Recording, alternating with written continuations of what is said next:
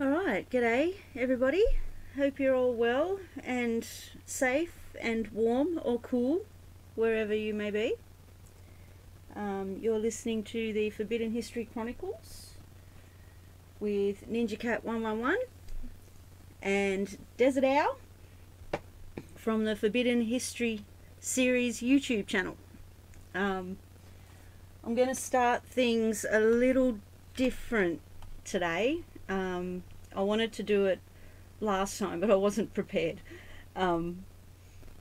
So we'll see how we go this time. I wanted to talk about Bluebeam and show you some pictures, because this is Aryan technology in action.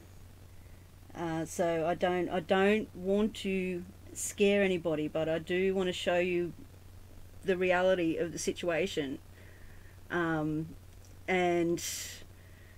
touch on it a little bit and show you a few connections that I've been seeing, a few common themes, repeating patterns, and then we'll have Desert come in with the good news.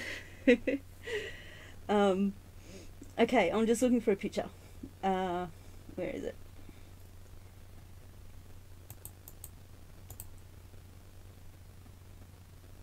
Okay, we'll start with what was happening a couple of days ago with all the, as most of you probably already know, I was actually keeping track of it because it was happening overnight in the US, and I was keeping track of it when all the internet went down.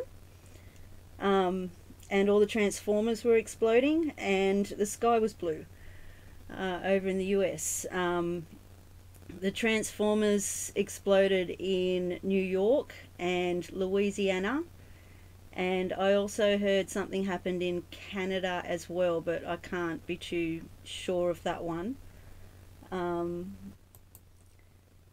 Okay, we'll put the first picture up, which... Oh, okay. I made this a couple of days ago and I forgot that I had a bit of footage. This is Louisiana, as it was happening, so I'll just play this through. It's all the same technology.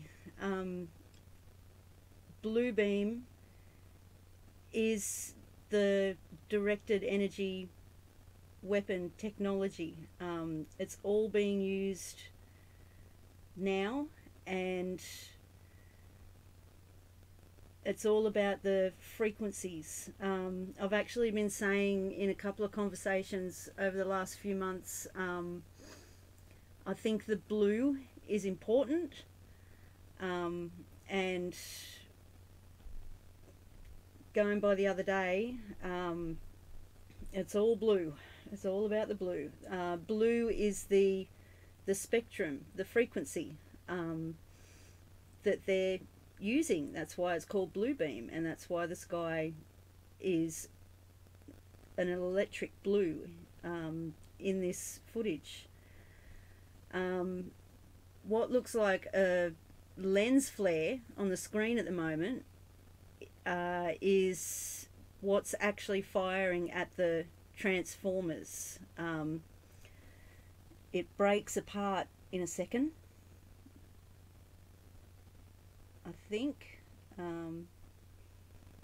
It splits, it kind of splits in two. I took a couple of screenshots and it's a different shape every time.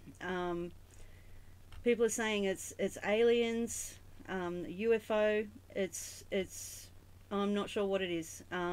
It could be some sort of drone. Not sure. Or it could just be energy. It could just be energy manipulated, because that's what they do. They manipulate the frequencies and everything. Okay, so now we're going to go to Paradise. And that's a picture of what started the fires in Paradise before like as it was building up before it was being used, the directed energy weapon. And if you look at the little light on the right, it looks like a Wi-Fi signal. And take note of the red at the bottom of the picture as well, because I'll show you another one in a second. Shelley, I'm just about to put your picture up, just so you know. Shelley sent me these in October this year, beginning of October. I'll just find a good one. I think it's this one. This was in October, and it matches perfectly. The colours are exact. Where the colours are exact. Even the dark patch in the middle of all that light is very similar to the previous picture, which I'll put up again. There's similarity. And the light on the right, see the circle with the waves? It's like it's about to, it's energy, frequency. It's like it's about to do that Wi-Fi signal thing. Now I'm going to show you something from December 23rd, 2017. So that's a year ago. Okay, the story was this is SpaceX, but they didn't tell anybody. This is in California, I think. They didn't tell anybody. They were going to launch this SpaceX thingy.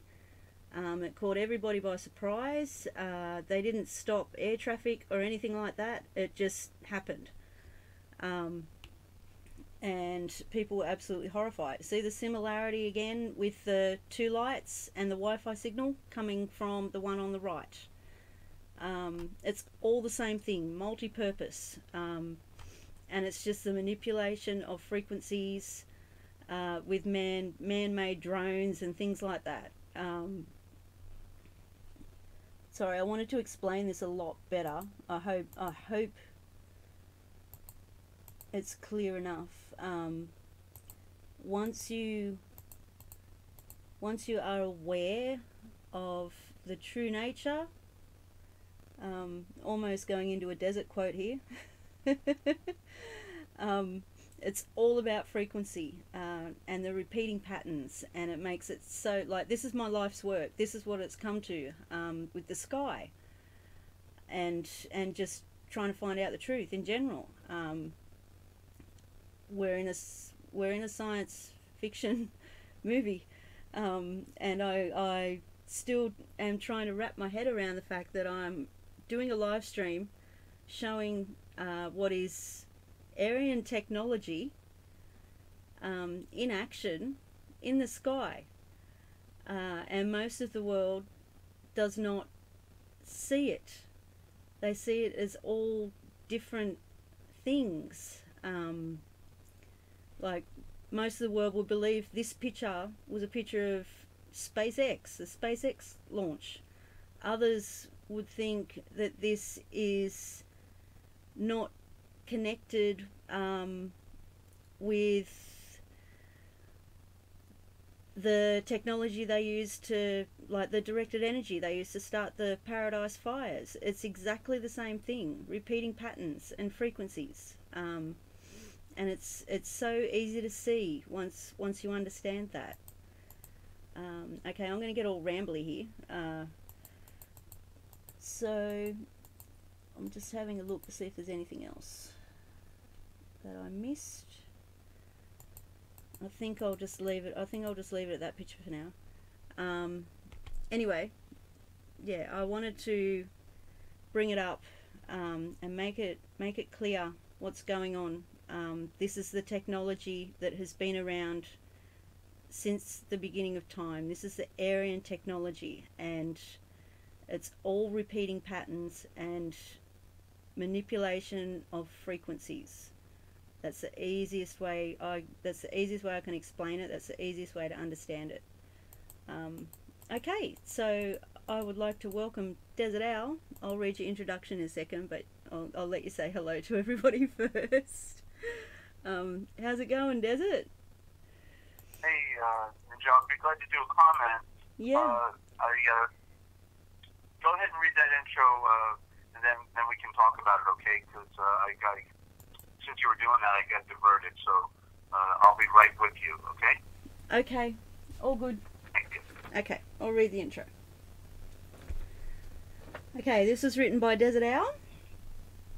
It's called The Signs of the Times. In essence, Desert can discuss the history of the world and how the unseen hand has been running it from the very beginning of time, who they are and how they have founded all of the first great civilizations that are found all around the world, about who the giants really were and the ancient Aryan caste and slave systems, the priesthoods, the anti-gravity V-manners, the earth-based misnomered UFOs which are man-made, the control of all forms of communications, commerce, religion, mass media, pseudo-politics, etc. It is the grand deception that is used to control all of mankind, and all instituted through the three main religions of the world in particular, used as their grand cover. Their cyber code has been revealed to him because he has become adept within the study of the ancient alphabets, communications, symbolism, religion, custom, law, cosmology and mythology, not to mention the fallacy of today's political science and pseudoscience in particular. He can also define the true nature of their warfare, their shell game, their shell game of bringing one civilization up for their temporary use and then taking it down for the next 500-year generational cycle, as symbolized by the classical phoenix. He can discuss the ultimate in mind control, an ancient art, and the financial control, the secret societies of their blood occult rituals, and how they wage all wars throughout all time through the nations that they have created, which are all imaginations, plantations, and mere corporations. They have taken blood oaths to surrender their self-will and mind to their blind goddess who has demanded our blood from the very beginning of time. They communicate to their minions through the movies, TV, and print media, while he can see, read, and interpret most all of it. It all says that they are using us for our ingenuity, for our collective constructive labour, for experimentation, and in the end they intend to kill us all. They have given us full notice of what they are doing, and what they fully intend to do, while all of the general population, the sheeple, they merely go there to be entertained. The New World Order is the Old World Order from the beginning of time. There is a major cosmic natural disaster that is about to happen on Earth, and they know it. But they are cleverly leaving us in the dark, hence the reason that they have built hundreds of underground bases all around the world, while they are leaving all of the people to remain unprepared, uninformed, and above ground, so that when it comes, the mere 5% who will survive above ground will die from the weaknesses and disease that has been generated from all of the poisons that they have been feeding us, from the chemtrails to fluoride in the water, to tainted vaccines, to fake food, etc. They have enslaved us all by the clever means of deception because we, most all, are their cattle, chattel, property, and because they merely wanted to harness our labour, what they always needed, which is what backs most of the world's currency through the birth certificate, but they are all through with us now. It is written in stone, as it can be seen written in the Georgia Guidestones. To know the truth is to be empowered and to be prepared. We may not be able to stop what has been done and what is about to happen, but the innocent, and decent people on planet Earth deserve to know.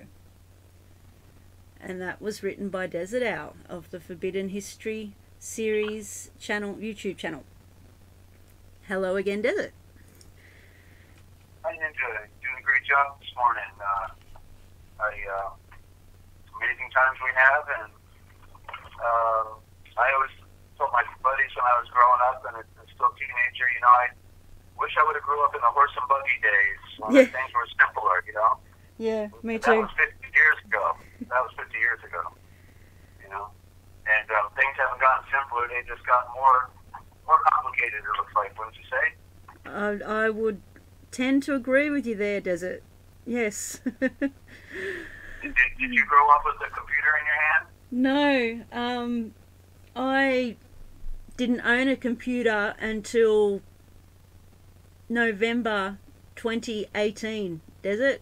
I didn't own a smartphone until 2012. I always kept technology at a distance and kept putting off buying it because I didn't like it. So. Right. Well, yeah. First, you're still a bit older. I think you're in your mid-40s, but a lot of these younger guys in particular and gals, they've all grown up with a computer in their hand. And they literally can do circles around us, and make us feel incompetent because they can press buttons and pull triggers. Yeah, that's pretty intelligent. But it's all the illusion. That's why I can't get none of these younger people to interview me. Because they go, oh, that guy, he's over the hill. He can't even turn on a computer. So sure, he don't got nothing important to say. But nonetheless, I kept swinging, and then found out you actually gave a damn, and I do. Would be happy to try to figure out what's ticking in Desert's brain. So, so I'm grateful for that, because you give me an opportunity to share, what's important with me. But I would think that if people give me a chance to talk a little bit, then they might find out there's something relevant for them in the discussion and presentation, because I dedicated my life to trying to unravel the mystery, more so for myself and for my daughter, because once I had a daughter, then it changed my paradigm, and I realized that, I knew the simple philosophy of the scripture was that, in other words, when I brought my daughter into the world, I didn't bring her into life. I brought her into death. And that was because, that's the reason the scripture says that we have to be born a second time. We have to be the second born or born again, because the first time is in the fall. And so we have to then come up to the fulfillment of life that is found in the second birth. Birth is not a correct term. It's an admiralty term, but that's okay. We can use it. So we have to be born a second time, and so I wanted to be able to give my daughter the truth, so that she could transcend this lousy, rotten, stinking world and live forever, because she was now an entity that had feeling and my emotional concerns right out the gate were, what would happen to her in the future, and would she suffer, and all of these things, So I was more motivated once I had brought a life into the world, and then so I hadn't stopped pursuing that knowledge, since then, and I also saw my own lack of knowledge and my own inferiority within this world, especially what my parents did or did not do for me that could have made life easier for me, but instead they did nothing that would ensure, their nothing meaning in what normal parents are supposed to do. Therefore, I had not even the preparation for life, basic fundamental things that would be important for skills and things of that nature. I had to learn the hard way by doing it myself. Nobody showed me, and made lots of mistakes. So that's a rough way to go. But so now we're in this super advanced.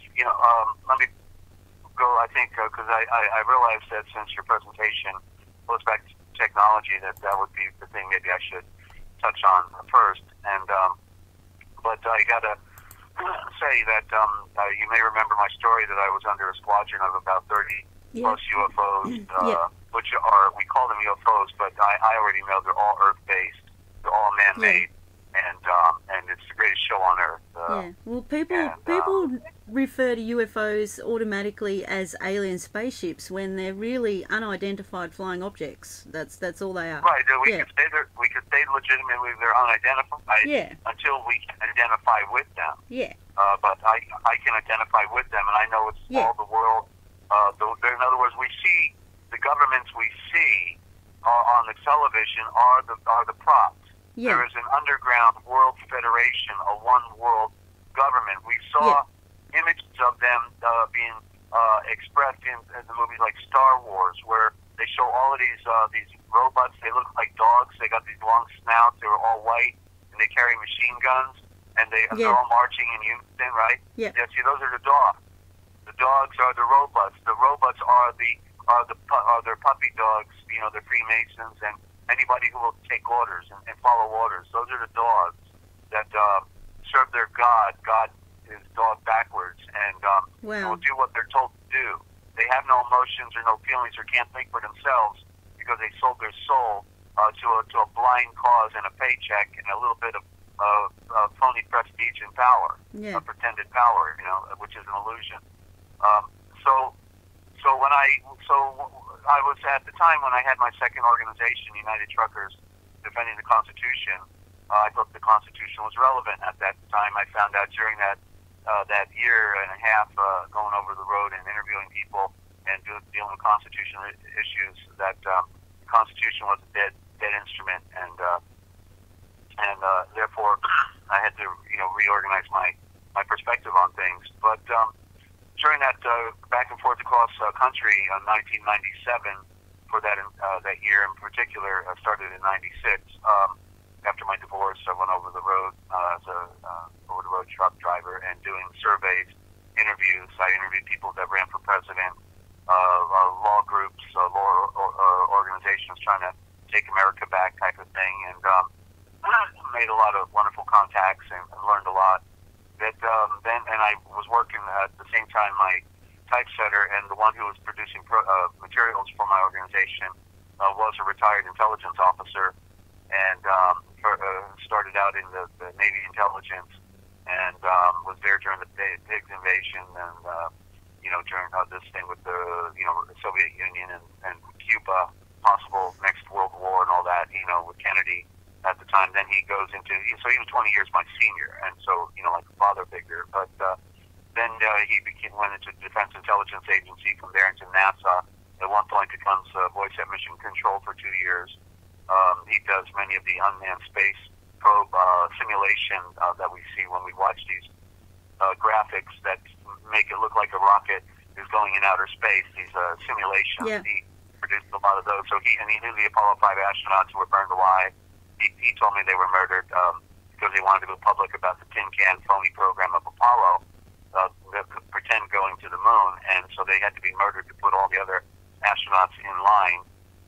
So they killed J.P. White and Grissom, and and I think it was even the day they were burned alive. Grissom put a lemon on top of the Apollo capsule as they were going into it, just to insinuate that they were going into a lemon, not knowing that they were about to have their lives destroyed by being put under a 100% pure oxygen blanket that would be as lethal to a spark of ignition and immediately burn up the entire capsule. So that's what they did, put them on a pure oxygen blanket. And so I knew all this stuff prior to it finally coming out in the news, like 10 years after I learned about it from him, that yes, indeed they were potentially murdered. Some like one news clip, they don't belabor this stuff, but it came out actually out on the news one day. I heard it on the national news, phony news. But anyway, just trying to point out that I worked with somebody who was very sophisticated in intelligence, and that was how the Heavenly Father always puts me at the right place at the right time to learn things. And he was just doing typesetting for my publishing business, the unspoken word publications, and the my translation project I was working on at that time. Geez, how long ago was that now? 30 plus years ago. Losing track of time, give or take, maybe 25 years ago. Anyway, it's been a long journey. So anyway, in the process, then we talked about UFO, and that's when I learned about Project Bluebeam. He was producing a lot of materials that about the microchip being the size of a rice, a grain of rice. All of these things he was already producing graphically and publishing them himself. He wrote a couple books and I had read some of his stories. That's why I called him when I figured stuff out, being stuck in a truck for a year doing chemical transport in Texas, and then called him with my thesis. I wrote a 6-page thesis, and that's how then I found out he was retired intelligence, because he was doing typesetting for my business, and I found his materials rather interesting, so I thought he might know something. Then I learned the rest of the story. So as a result of, we become friends, and he produced materials for me for my first organization, Council for the National Interest, and then into the United Trucker thing after my divorce, and when I went over the road. So we're getting to the point here.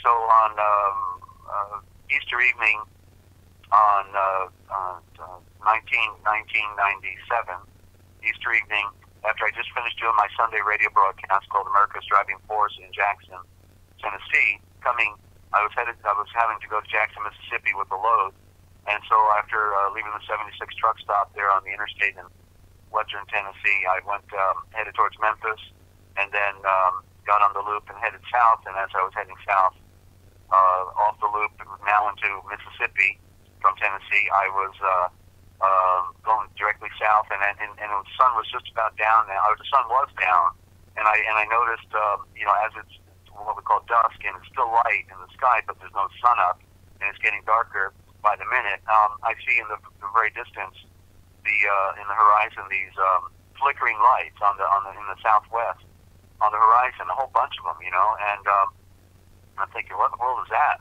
So I keep driving south, and ultimately, they're coming northeast from the southwest, and then at one point when it's dark, at the point now when it's dark, all of a sudden, I find myself under these craft that are crossing the interstate, and every quarter mile there's one on the opposite side, like a sentry, as if keeping an eye out, while the majority of the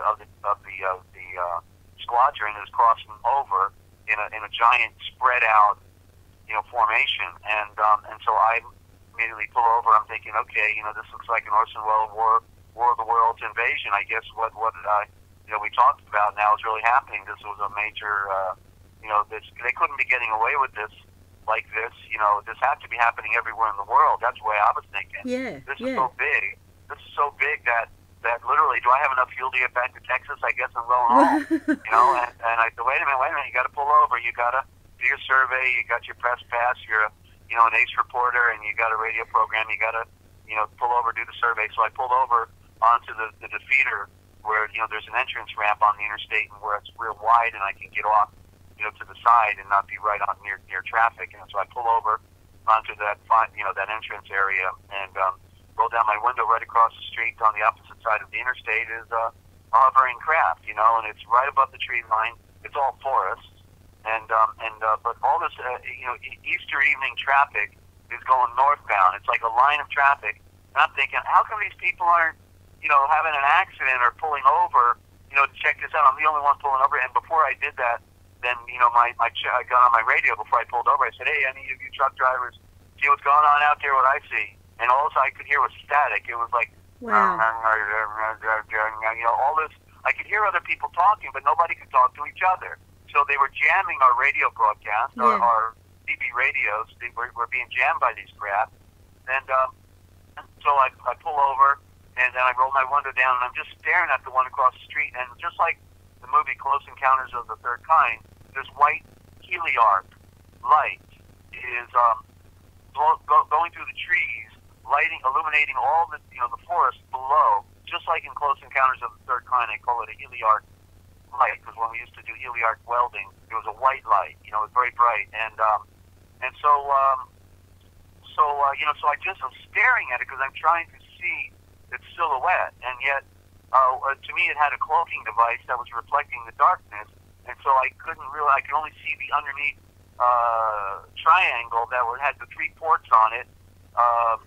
The point of the triangle, of course, is the forward, pointing forward, and then the other 2 ports are behind it, where they're blowing out that white light, and then all of a sudden I can kind of see the silhouette. To me, it was like a cigar shade, silhouette, and but there was a light on top of it that was going around, flickering like red, blue, and green, and it was hypnotic.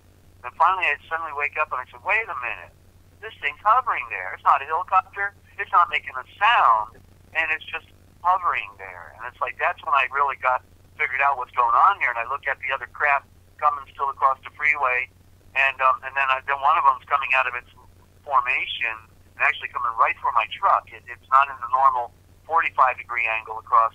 It's going like a 90 right towards me, and I'm thinking, okay, they're gonna, because I heard the stories about when a UFO goes over you, people got sick. Maybe it was a radiation, or maybe it was they dropped some biological or whatever. So I said, okay, I'm getting back on the road.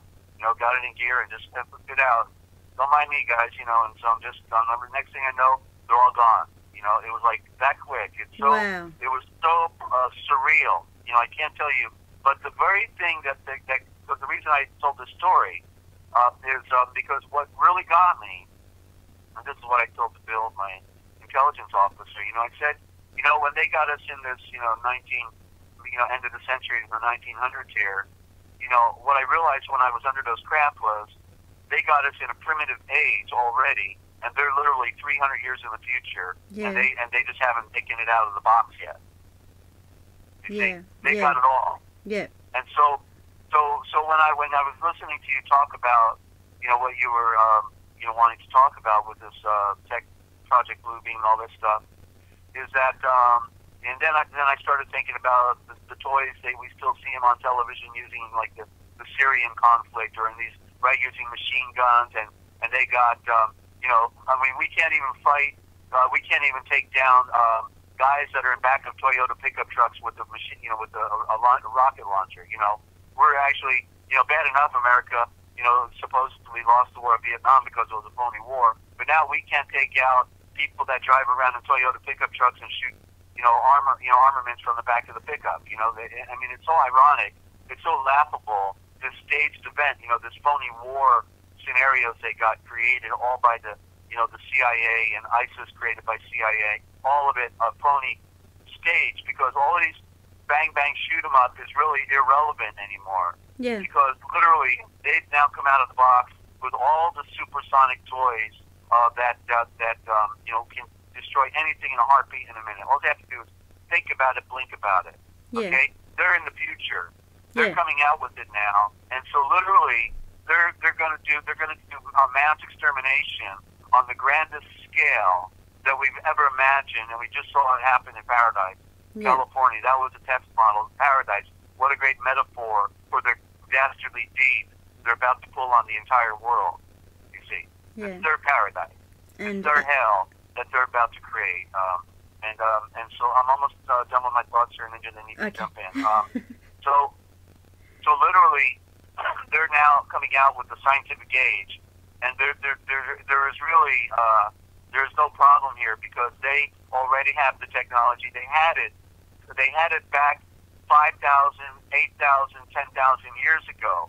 But in the recreation of society, especially after the Great Flood, all of that stuff went underground, and then they laid the blueprint on how they would evolve society through the progression of time again, starting primitive and then working forward. And in their timelines, as they developed their blueprints, would ultimately come out. So when the industrial age came out in the late 1800s, steam engines, and then ultimately wire technology, Morse code, and then from there, on and on, it continues to grow. They brought these things out in their time windows because they have been running the world from recorded history. It is the great unseen hand, and they run the world through the front office of religion, while the political states, pretend to all be independent. And so, nonetheless, what we are now witnessing, that they're now doing blue beams and which is something I talked about 30 years ago, and was in on, and I knew the blue beams were going to be used. I knew 30 years ago would be used to, this is how we talked about it, that they would be used to come down from space somehow and to destroy, to literally burn up the focal of their beams right wherever they wanted, on any political group they didn't like or on anybody else. So we're there now. They now have, so they're now out of the gate. Now it looks like the way you were talking, in California, in New York, in Louisiana, and so you see they're now just out the gate with it. And so all we can picture, like they said, when 2020 comes, we're going to have perfect vision. As Glenn Keely said, that's how you read the code. for that particular metaphor. We will see things perfectly in 2020. I think 1919, 9 being the number of destruction. We're going to now see everything out the box, and ultimately, the blue beam will not be used with or blamed on military transport, but it will be this UFO phenomena that nobody can seem to identify with other than myself. That it is man who's doing all things. That they will be using a phony UFO invasion to destroy and burn up all of our world, all of our civilization, all of our homes. Everything will be burned in the grand showdown, and nobody will know what's happening. When it's all an open secret, and so we're there. We're there. We watched him commit genocide. I watched something again by A Plain Truth last night because I've been following his great research he's doing in his interviews, and it looks so adamant that it has to be at least 75% of the population died, which would then mean about 40,000 or at least 35,000 people must have died in their beds because it was early morning. They're in paradise, a lot of retirement people, and but certainly they couldn't get out in 2 narrow lane highways. You can't evacuate 50,000 people in 2 hours. So they're doing it, and it will be the greatest show on earth. Warner Von told us that the last ace card they would use. He was repentant, obviously, as a SS stormtrooper, designer of the V2 rocket. Becomes head of NASA on his deathbed. Tells his secretary that the UFO card will be used last. They will use it to destroy mankind. And so here we are, Ninja. And what do you got to say about all that? Where to start, Desert? I just wanted to add, that,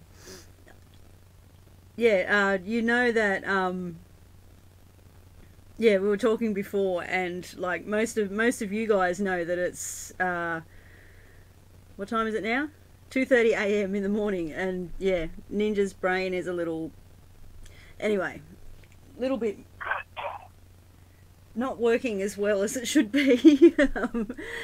So we should note to everybody that you were willing to get up to do this broadcast at 3 and 4 in the morning, and so you're dedicated to the truth and getting it out there. So don't worry about that. And just I followed up on your wonderful presentation, and we're here. Where we never wanted to be, but we got to deal with it. Right? Okay. I just wanted to say, because while you were talking, I remembered a few things that I wanted to say at the start of the program when I had the pictures up. The holograms as well. I'm seeing it so much at the moment. That's why I was trying to emphasize on the repeating patterns and the manipulation of the frequencies, because everything is being used for several different purposes. It's just so easy to see, but it's hard to explain. It's all exactly the same technology being used for these directed energy weapons, and for everything in the sky, not just the lead up to the fake alien invasion, but everything that's going on now in the sky. So many people are seeing round objects in clouds very close to us and saying they're planets and moons, and it's like it's all part of it. It's all part of it, and it's going crazy on YouTube. People don't think.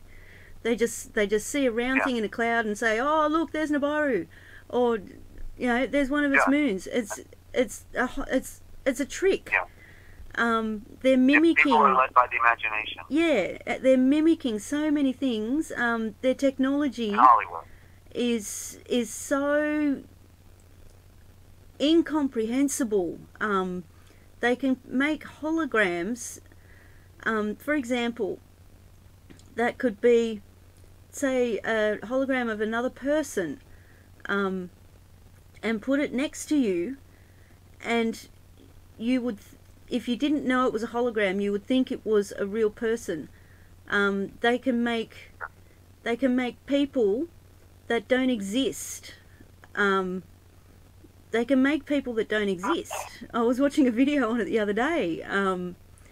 Their explanation is so that it's easier to make movies without having to hire actors and things like that. They can make people that don't exist, and they look real and they sound real, and yeah, it's crazy. So question everything, guys, really, especially now. I'm also seeing with this alien invasion thing, how they've been slowly over time creating the illusion of a war, an alien war, between two different types, and I'm also seeing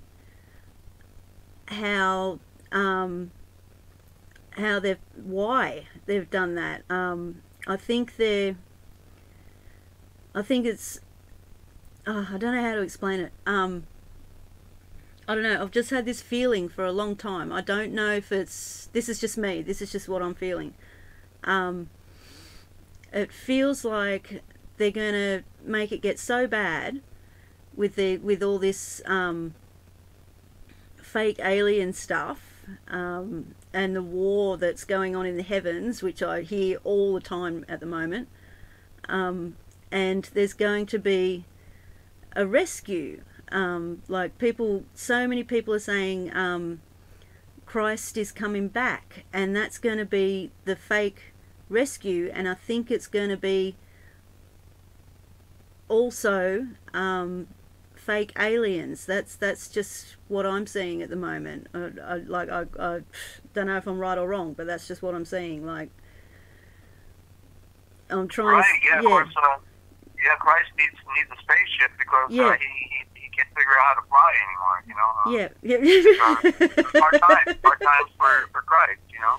Yeah, that's just what I see. Like, and they've been telling us in the movies, like, look at all the movies that have alien invasions and aliens that save the world. Yeah, so that's just what I'm saying. I'm just trying to get across, question everything, don't believe everything, don't believe anything at face value, question it all. Yeah, well, the first time I heard, when I was delivering a load, when I got into trucking, I was delivering a load to the Houston Ship Channel, Port Authority there, you know, and I was delivering shipping containers that go on the ships overseas, and I was going through the entry gate with one of those longshoremen, high-paid longshoremen, you know,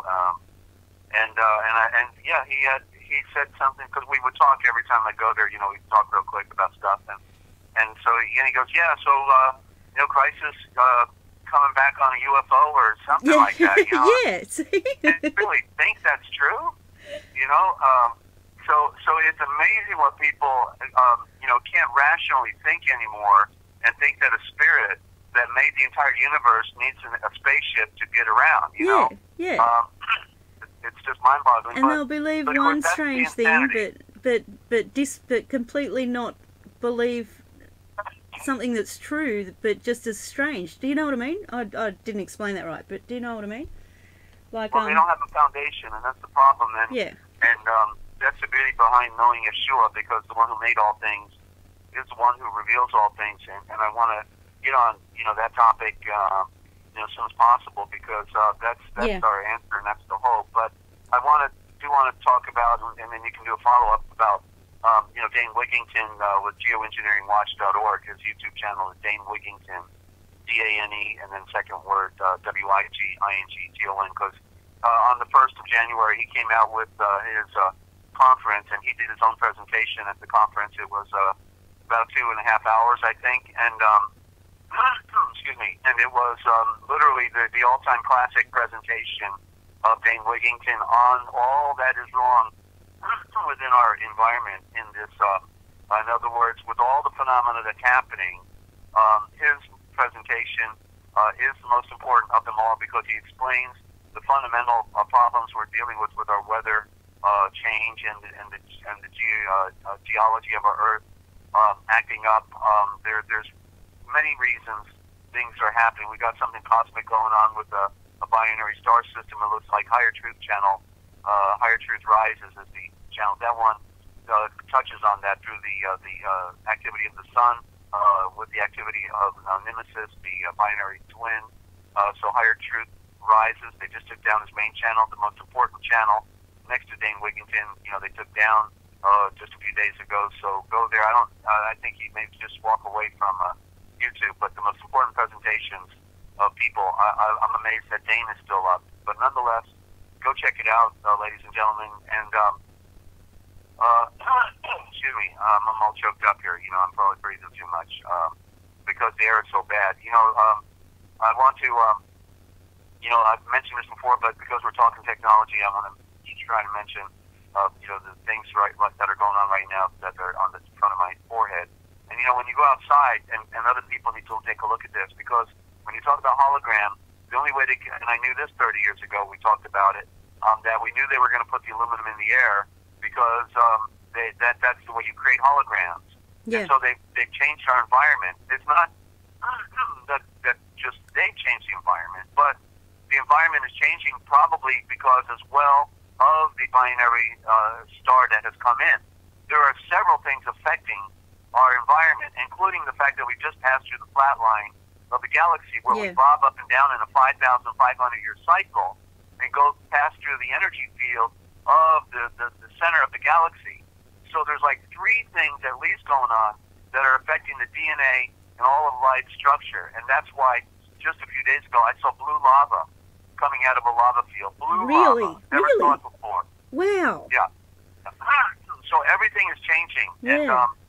And so when I go outside at 20 degrees, a few weeks ago it was 20 degrees, no smoke coming out of the mountain. At 40 degrees, no smoke. Normally by 45 degrees or 40 degrees, you got smoke coming out of your mouth, the breath condensation. There is none. And so whether the manipulations by man in his geoengineering and putting the microbacteria, the micro particles in the air that suck the water vapor out of the air, because that's what we know. They've dried up the forest. They've dried up so it won't rain. Yeah. So literally, you go outside and you try to breathe, and there's no smoke coming out in freezing temperatures. That's never happened in my entire life. Okay, so take note of that, ladies and gentlemen, and check that out. But the other thing is, the temperatures. Because Dane has pointed out very, very clearly that whereas the disinformation campaign is to try to pretend that we're going into a grand solar minimum. Yeah. Yeah. Because I bought into it. It was like just a few months. So you gotta stay with the research, and you gotta really process it all and cover all the bases, or you could easily get sucked into one avenue and not have anything to compare with. You've got to compare apples and oranges and plums and pears, everything with each other to really know the score. And you've got to hear those best researchers.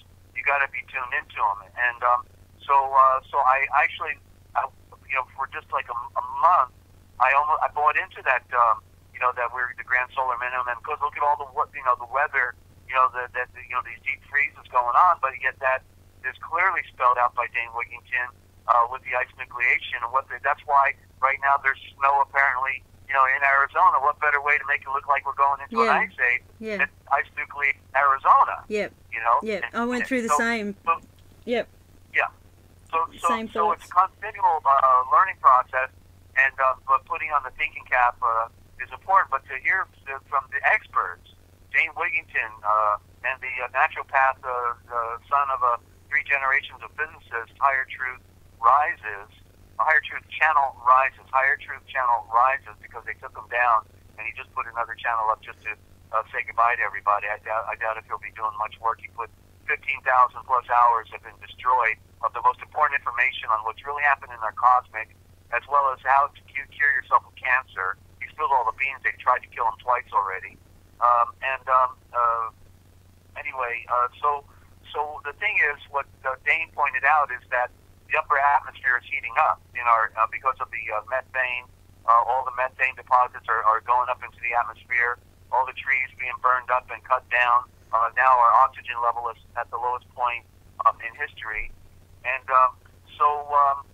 he pointed out that, the cool downs at night are not as great as they used to be. And so right now, here we are in the dead of winter, in Ohio, and this entire week we got upper 40s, in other words, 46, 47, 48. I know you're different down there in the way you read it. We're talking, I guess it's Celsius. I don't know. I get confused with all this confusion they create for us. Yeah, yours is Fahrenheit, mine's Celsius. Yeah, but I'm talking Fahrenheit. Okay, so 40, 46, 47, 48, 49 degrees Fahrenheit all week.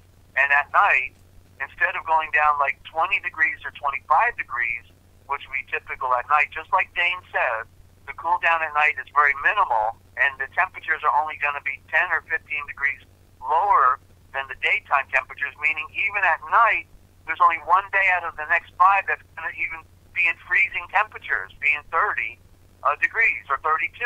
So literally an entire week here in the dead of winter, and not one freezing temperature, but one at night. You see? So he's right on. We're heating up. The oceans are absorbing most of the energy. All of sea life is dying. Bacteria is growing in the waters and killing off poisoning the rest of the environment.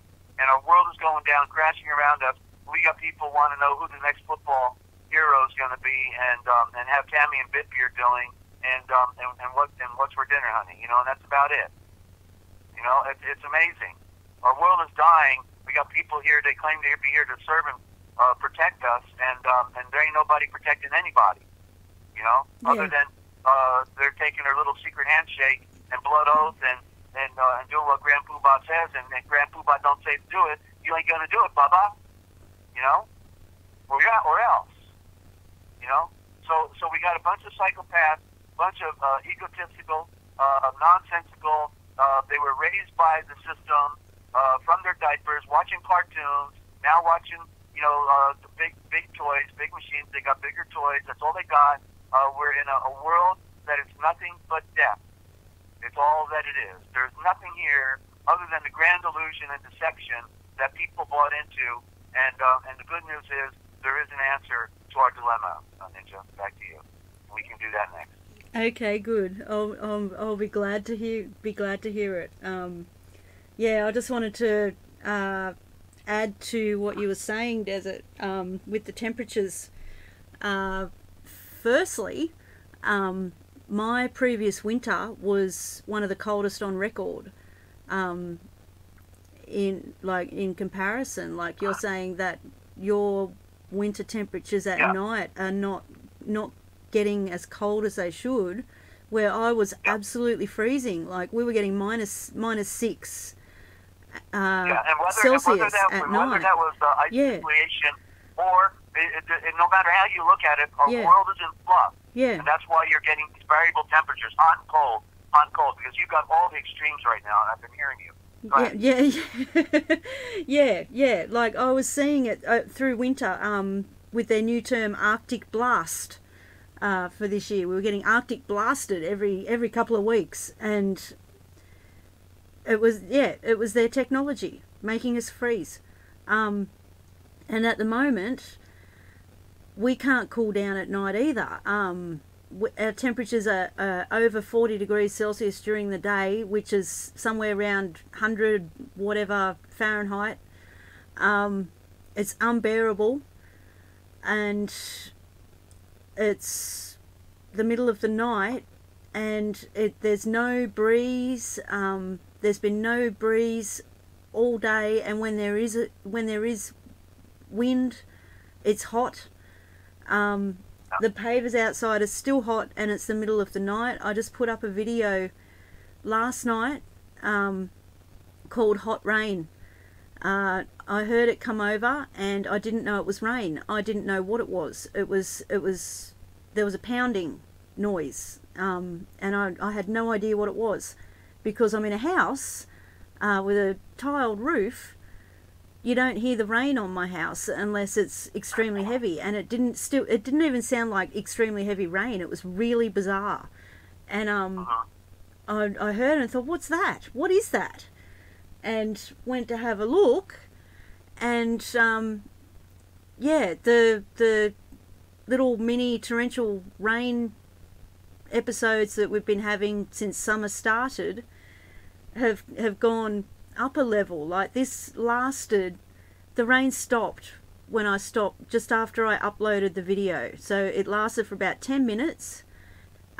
Huge raindrops just pounding. It was almost to the point of hail, but it wasn't cold, it was hot. It did not cool the place down, and then it stopped.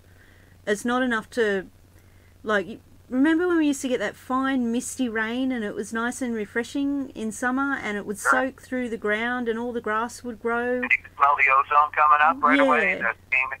Yeah, that I can't remember the last time that happened. The only type of rain is yucky and oily looking and big heavy drops that pound us, and it doesn't soak into the ground. The ground is rock hard, and then it puddles, and the puddles stay around for ages and go all yucky and smelly. And yeah, it's just, the world's going down, Desert. Please give me some good news. Absolutely. and I'll add another symptom to what makes it chaotic, because about when I was in Florida, like around the 15-year-ago mark, 12 years ago, and I was there for about 5 years, and I was on a dead east-west highway, one of the old highways. I was in a 1930s gas station trying to remodel it and have my studio there, trying to do my broadcasting from there. It was a cheap rent, and I was watching some property for someone, so it was a good deal for me, and to survive not having a job and having to try to eke out broadcasting and tell truth rather than be a slave, and try to participate in this phenomenon. So in that situation, when you have a dead east, dead west highway, it creates a gauge. You can use it to gauge the sun because it's a perfect alignment east-west, and therefore it helped me to have a bearing when I looked at the sky. And so I remember growing up in New Jersey, what it was like, when in the wintertime, okay, so by 4:30, or by dead winter, 4:30, certainly by 5 o'clock, it's already dark, because you're up in the northern hemisphere, and further north, and so the farther northeast, and so the days were shorter, and then of course the days longer in the summertime, so it's beautiful. But when I was in Florida at that time, then all of a sudden I noticed a change, and it was literally in the wintertime, dead winter, it was dark at 4:30, 5 o'clock in Florida, and I'm thinking, wait a minute. This is the sunshine state, and so what happened was I was noticing something without knowing what the problem was, and it was for about a year or two, and my psyche was telling me something wasn't right, but I didn't have the answer. And then I had a listener friend up in Ontario, Canada, who also grew up in the Illuminati families. They raised her to be a ritual sacrifice, but she just fell out and never ended up being on the dinner table, and so she was very smart and knew stuff, and so I talked to her one day. She called me, and we talked, and she whenever she talked, I listened, because she was really intuitive and knew stuff. That's the typical to the Illuminati, or victims of mind control, because the people who are abused get a heightened sense of awareness and are very intuitive as well, perfect recall, all of these things, and plus they're doing their own research, as she was, to figure out her own problems, and so she told me to go to this website. There was, I think, divulgence.net.org or something, Divergence. I can't remember now. I actually got the pictures on my website, but apparently my website's not up. I call about it yesterday. I'm going to have to call about what happened to my radio network. I think I know what the problem is, but I know because I paid the bill, so I know that's not the problem. But anyway, so what happened was, talking to her, she says, well, what's happened is, the Earth has tilted by about 10 degrees. And I said, really? And she goes, yeah. And so she told me where the website was. I looked at it, And so where we were already at a tilt, and that's what creates our season. That's why it's cold in the southern hemisphere when it's hot up here, and it's cold up here when it's hot down there, because you know that proof right there alone that the Earth is round. You know, just that itself is proof the Earth is round because of the way the the spin and the axis is set up. But what happened was that there was now a further tilt within our planet of about 10 degrees, from about a 24-degree tilt to about 20. I don't know. You know, I don't have the thing in front of me, so I can't remember the numbers. But it's like at a 29-degree tilt. So no matter what the amount is, it was enough to where then I had just heard, like within months later, that they actually had to change the setup on the airport runways, because all of the alignments with the synchronous orbit, what they call when you go in a car somewhere, it tells you how you can go. What do they call that? The GPS monitoring. GPS. Thank you. Yeah. GPS. All the GPS was out of sync. Yeah. And so everything was off like about 10 degrees, and everything had to be adjusted. And they even adjusted the stripes on the airport runways and things like that. So I know it was a fact. And so basically, what I realized was, what I figured out, because what happened was the Earth was going into a wobble, and in this wobble, of all the other three things I mentioned, being what man is doing, what the binary twin is doing, we're going through the flat line of the galaxy. Another thing that's occurring, which is a 5,500-year cycle, probably happened in the days of Noah. That's what the Mayan calendar was about, a 5,500-year cycle. And now this wobble, that with the additional tilt of the planet. So what I figured out was the wobble took our planet on a 2,000 mile range. That is from New Jersey. What was happening now in Florida. That was the same nighttime scenario in the winter as New Jersey. That I calculated and figured out that we were on a 2,000 mile spread wobble, and in the from the summertime and wintertime. And so where we were in the summertime was like down in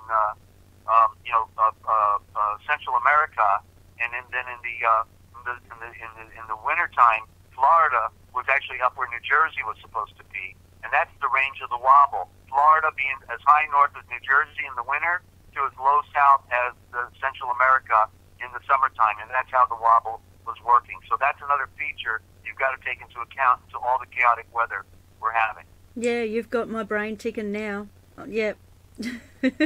I'm just trying to do comparisons in my head as you speak. Yeah. That's why nothing is working. Nothing can grow. That's why right outside of my apartment here, the plants are dying. These beautiful evergreens that were good 2 years ago. I've been here for a few years, and they were always beautiful. They're now half brown. The other half of the half is yellow, and then only about 25% or less is green now, meaning it's on the verge of total death. The plants are total. These are a different variety of evergreen, which is all of them because they're in the direct sun, as the sun will come up now for the summertime. It started last year when the sun started coming up for winter. Now the rest of it is going to kill it off. I can see it already. So we're in science fiction movie. There are answers to our dilemma. There are things that we can do to everybody be protected and actually survive the things that are about to happen. But the bottom line that has been so well pointed out by Dane Wigington and others like Mr. MVB 333 and others, that the UVC and UVB radiation is off the charts, and at nighttime even gamma radiation as well. And we're just next to X-ray coming down. So we're in an environment where it will take 20 million years to reconstitute the ozone layer, and so mankind, civilization is in a death spiral, and there's nothing we can do to stop it. It's over. Like Damon puts it, the car's gone off the cliff, and hitting the brakes won't really matter anymore. But there's a few things that can allow life to be better while we got it left. Wow. So we certainly don't have to be lied to by a bunch of pretenders, and have lives destroyed and murdered just in a little scientific fun, Yeah. And game scenario. It's crazy. Yeah, like all of it combined like you've got what you just explained, with all the, because I'm busy looking at like I'm busy looking at all the lies and the can't think of the word, the manufactured side of things, like with the weather and the sky and the chemicals and chemtrails and all that sort of thing, but combine that with what you were just saying, and there's like it's too, like it's too far gone, it's too big.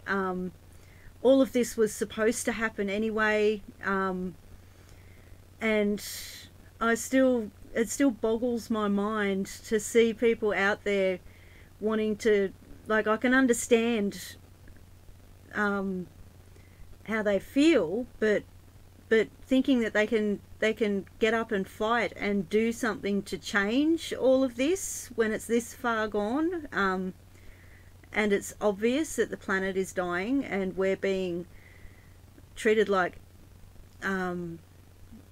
nothing. They don't care about us. They're killing us. Yeah. Right. Yeah. What they think about that. Yeah. Expendable commodities. Yeah. Toys. Yeah. The grand experiment. Yeah. So, the good news, does it? Are we? I'm sorry? The good news? The good news is, and that's my segue. Okay, so shall we take a break and we'll come back with a positive philosophy and truth about who we really are, where we can go if we want to? Yes, I would like that very much. Yeah, and I got some scoop on these nefarious characters as well, a little deeper, confirming everything I've been sharing so far, but I can define them a little more clearly now based on this dictionary I just read yesterday. Amazing how the answers are there, and it just keeps popping up. Yeah, I can't wait. I can't wait to hear it. I can't wait. Okay, I'm going to rest my voice. Yeah, me too. I'll see you on the other side. Okay, all right, guys. We'll be back after this brief little music break. Once I find the video. Where's it gone? Where's it gone? Actually, I'll just put this music up.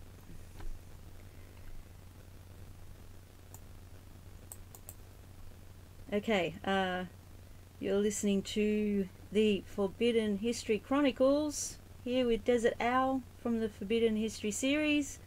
That was the bad news, revealing the lies, and we will be back very soon with the good news. Okay, be right back.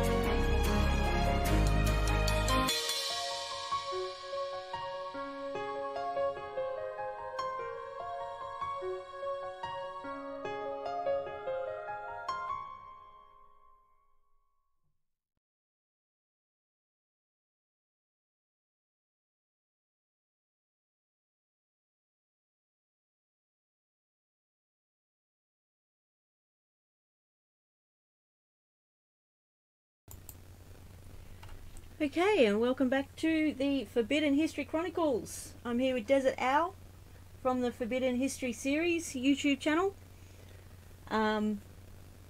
If you are unfamiliar with Desert's channel, please check it out. It is amazing, and it will help you catch up with what we're talking about.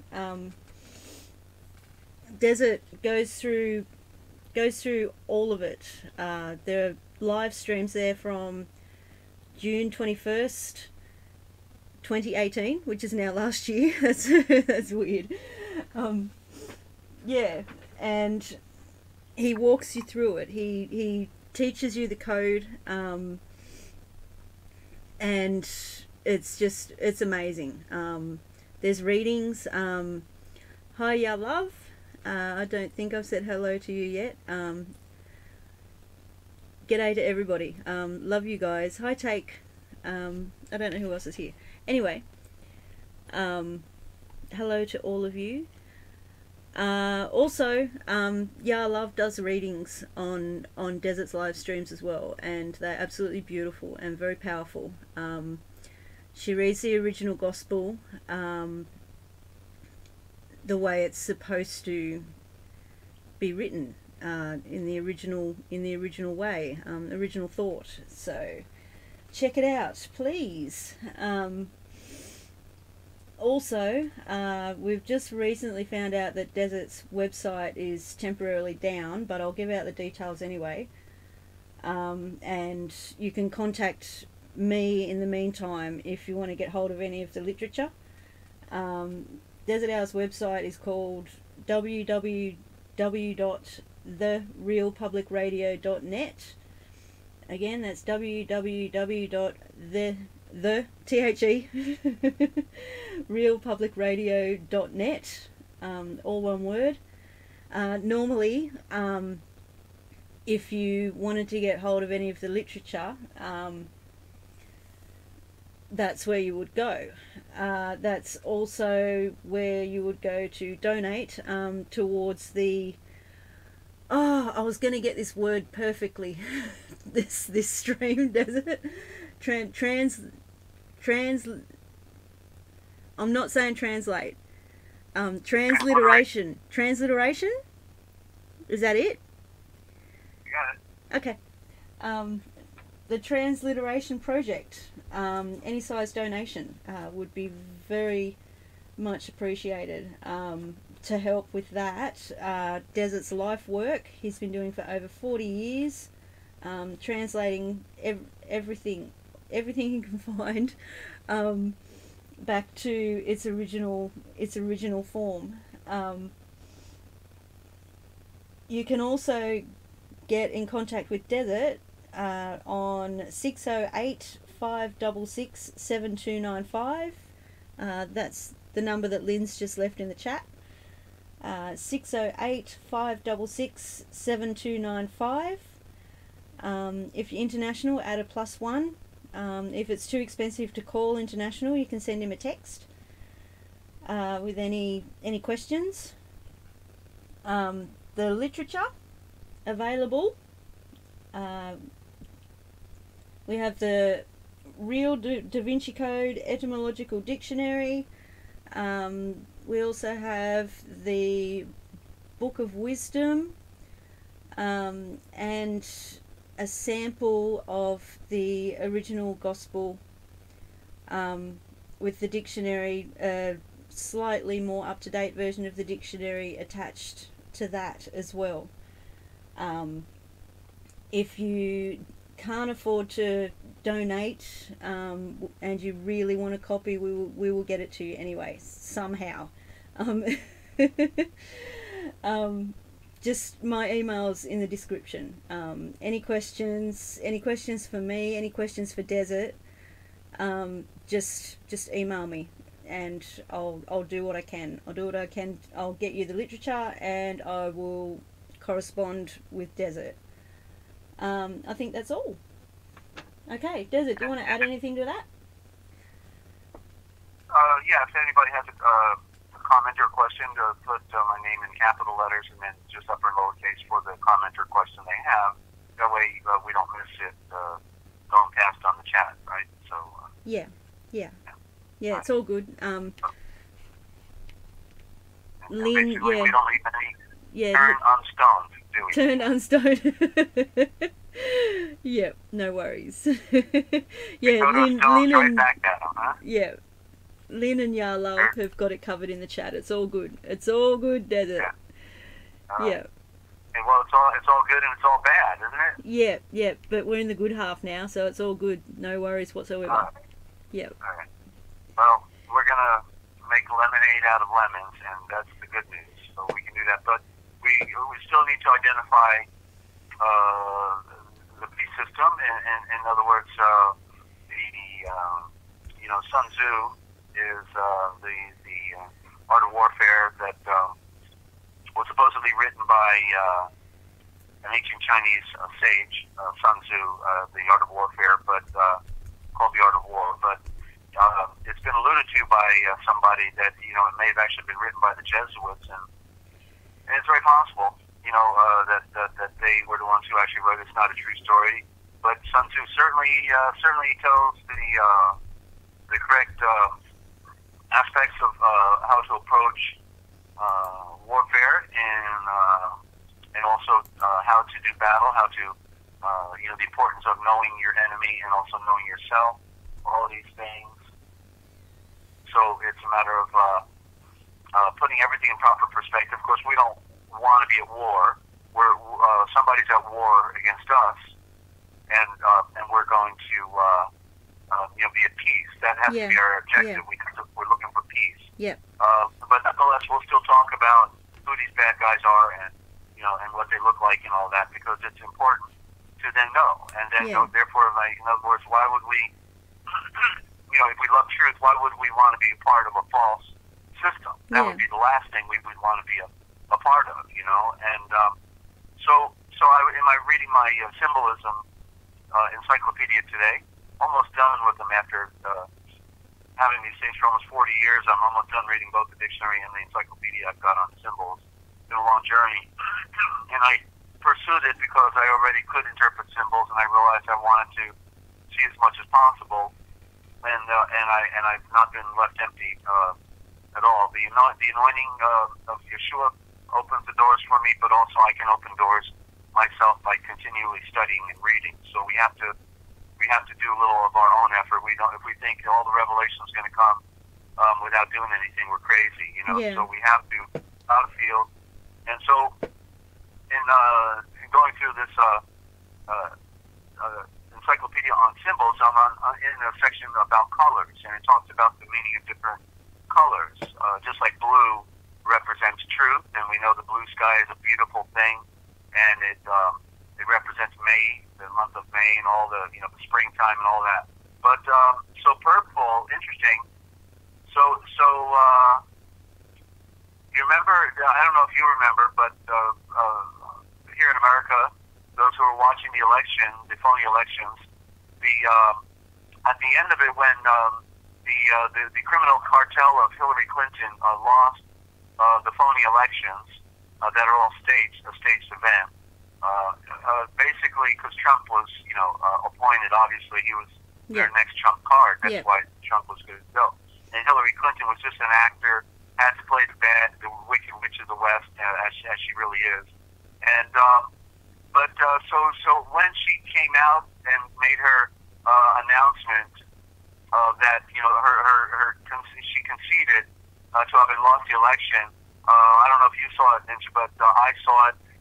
Because I watch those things periodically just to be entertained by their grand illusion, to see what the psychopaths are still doing. We got to monitor them just to see what the next move might be, just to be ready for it. And to study them. I like to figure their game out. I do it I was watching her odd behaviour, so I'm kind of familiar with it, but I'm waiting. Yeah, I don't give it all my attention, but it's all my attention because it is a form of entertainment to realize these people are running our world, and they're pulling the wool over everybody else's eye, not over my eyes, but over everybody else. And so she came out and she conceded to losing the election when she came out with Hubby Bill, her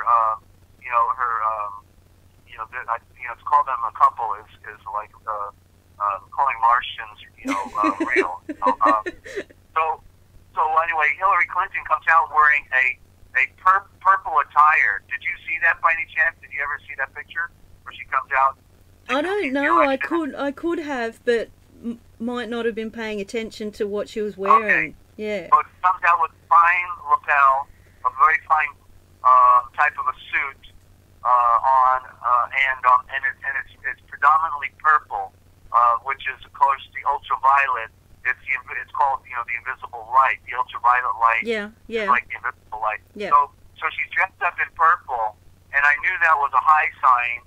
And I think Bill also had purple on as well, if I remember, like maybe a purple tie or something like that. But nonetheless, she comes, and so I'm reading purple today, and I knew that was a high sign for the underworld. That's all I could deduce by that without making anything more out of it. But now I'm reading about purple, and I knew purple was royalty. Yeah.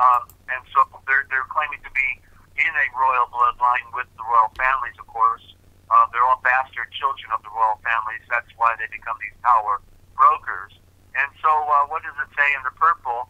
Imperial and sacerdotal power, pomp, pride, truth, well, maybe, justice, maybe, temperance, and the color, here it is, I had it underlined, highlighted, the color for ritual service of underworld divinities. There you go.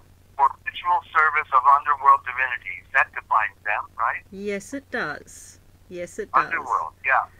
And then in a side caption where there's another interesting note talking about priesthoods, under this picture showing something out of a Vatican type scene, it's defining the color black. And black it says here, is the colored association with mourning. There we go. We don't want a good morning. Yeah. Associated with mourning and death in the Christian world. So black is the color associated with mourning and death in the Christian world. So if we say good morning, we're saying, I hope somebody dies in your family, and I love the black sun. Because that's mourning. Mourning represents black. And not like, so when the sun is coming up, we're saying good morning, let the star be black. But then, of course, we could talk about priesthoods all wearing black. Yeah, I was just going to... It represents death. Yeah. It represents death. Yeah. So the Vatican priests all wearing black are all symbols of death. Yes. Yes. According to symbolism. And Confucius said signs and symbols rule the world, and we don't get the picture. So, okay, so that's that. And on symbolism, and now I want to get into the dictionary of all myths and scriptures real quick. On a read I did today. An interesting 2 paragraphs here, something real short. And we have the pure legends, which record the actions and manifestations in the scriptures of the enlightened ones, or Elohim, are only the veil that conceals the higher truth from which the follower must penetrate. From the point of view, the epic fable has been reconstructed in special works, such as the many of the ancient scriptures, in which all the events in the history are resolved into the divine order. Side by side with the abstract doctrine, there was thus formed in the majority of the text an allegorical doctrine, a gnosis or a mystical interpretation of their legend, which was regarded as far superior to the simple story that you were reading. If it is true that these stories bear mystical interpretation, then it must be equally true that all other really sacred traditions have, or legends, have mystical underlying statements, for they all have the same features in many instances of some pure absurdity, just like the story of Samson. It was absolutely sensational stories, that he was involved with, and hard to wrap our minds around. But the outer shell of symbolism has within it the kernel of truth, and the truth being a revelation of the unseen shows that the symbolism is of the divine and not human origin. And so that's part of the great mystery. A lot of these stories, they come, and we scratch our head looking at them and can't quite make them out. And yet that's because we're not reading correctly. We were actually never taught to read, and therefore we think these are just fantastic stories, but never, really get the picture. And so that leads us to words are not what you think. And so before I get into those 3x5 cards, because I'll get into that deeper meaning, these deeper meanings of these stories have unfolded for me in a big way now.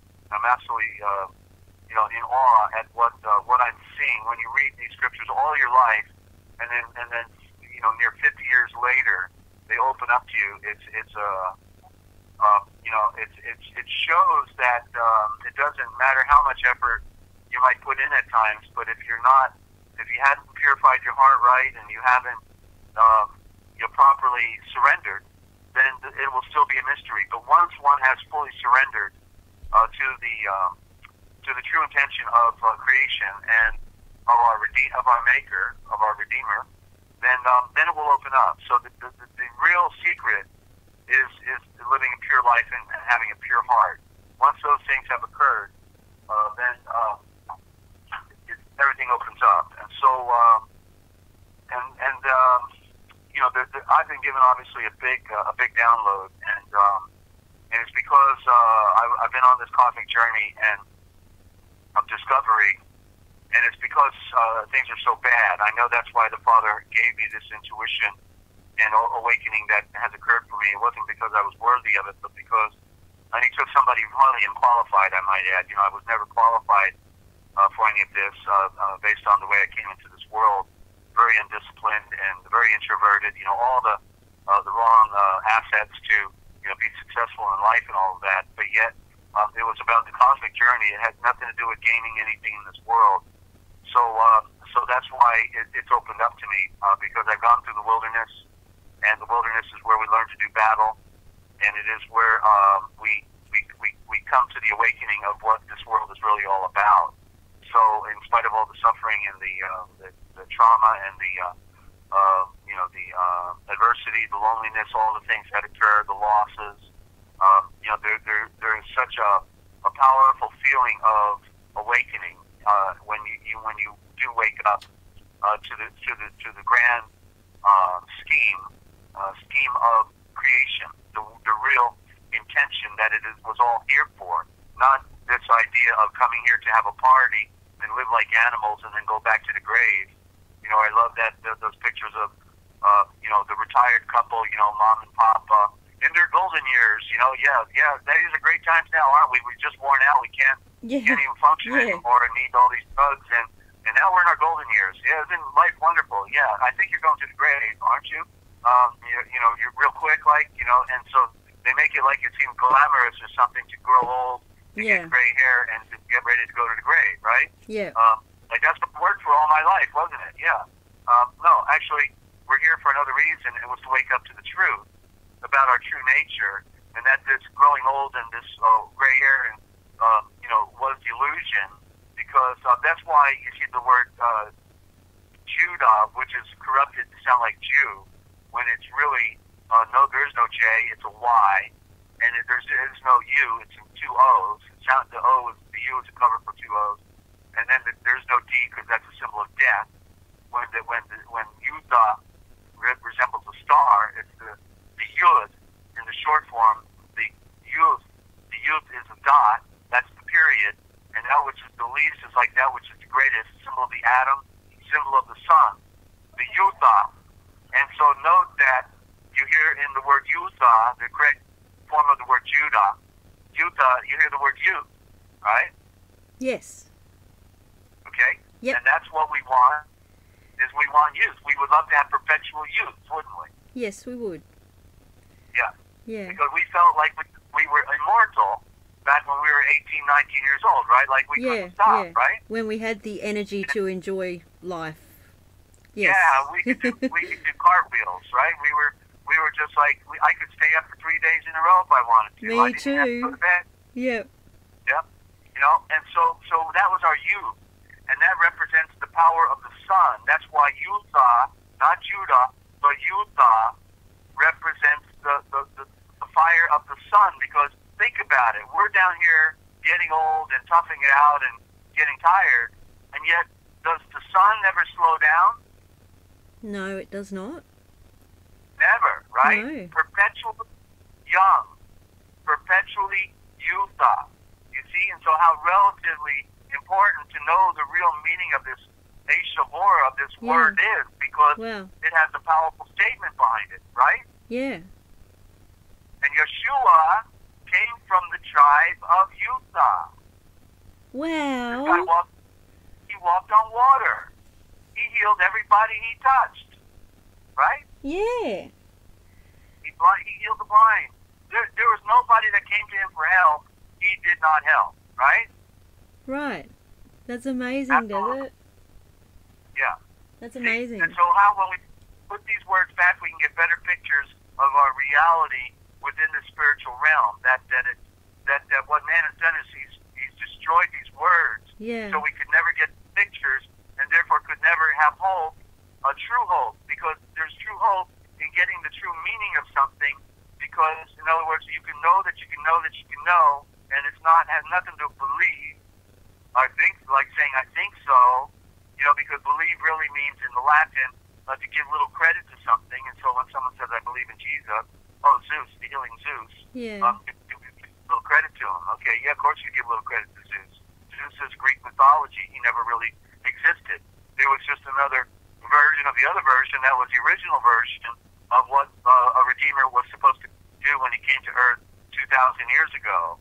The Greek pantheon and the story of the sun god, that's what they called him, was an archetype of the one who was coming further down the road, being Yeshua. And because all the counterfeits came first, and most all the counterfeits, because we had counterfeits that followed as well. So nonetheless, when I went in this dictionary yesterday, because like I say, I'm going through all these dictionaries that I hadn't gone through yet, just to make sure, I'm not missing anything, and I go through them alphabetically just to gloss through them. And glossing is sometimes all you can do when you got too much reading to do, and you just gloss through them. But I got into the letter E yesterday, and this is one that came from the 1800s. And this was, because I was interested when I found out it was another one of the same guy who did this other one that I just got in on the Indo-Germanic, And so I said, oh, geez, this guy did 2 dictionaries? What a glutton for punishment, And so I said, okay, I got to read this other one more thoroughly now, knowing that this guy was into the Indo-Germanic, so I went into the E, and I looked under the word east. And now, do you know the meaning of the word west? If you listen to my presentations and, do you remember what westing means, or what it means to go into the west in the metaphor? Oh, you got me thinking now, because I know that was a while ago. I remember you talking about it, but I don't remember the conclusion. But Desert, while you've got, sorry, while you're letting me speak. I love hearing that. And I'm having trouble hearing a little bit, so I jumped over on you. So, okay, you done, or do you want me to go? Oh no, just while we're sort of pausing for a second. In the chat, take the L Devil says Desert. He picks the ones who are true at heart, and the ones that have inner strength. I just wanted to say that. That's from. Read it again, please. I'm having trouble hearing with that heater in the background. Try again. I'm sorry. Okay, you got a heater on. That's right. It's cold over there. Back off the mic a little bit, because you may be overmodulating. Go ahead. Okay. He picks the ones who are true at heart and the ones that have inner strength. Oh, well, thank you. That's a wonderful. Yeah. Wonderful statement. And glad to have you on with us on the broadcast. Okay, so the word. Okay, so I'll get right into the word west. In other words, the sun. Do you know what the sunrise represents? You've got me thinking, Desert. I'm all muddled now. All right, that's okay. I'll pose a question, give you a chance. You don't get the free pass Tahiti. I'm sorry, but the sunrise represents life. Okay. Yeah. And the sunrise represents us rising from the dead when we receive the spirit of life. That's when we officially rise from the death that we're in. We're in a state of death until we receive the great breath of the wind and fire, the Holy Spirit. And so the sun setting then is the opposite, and therefore it represents death.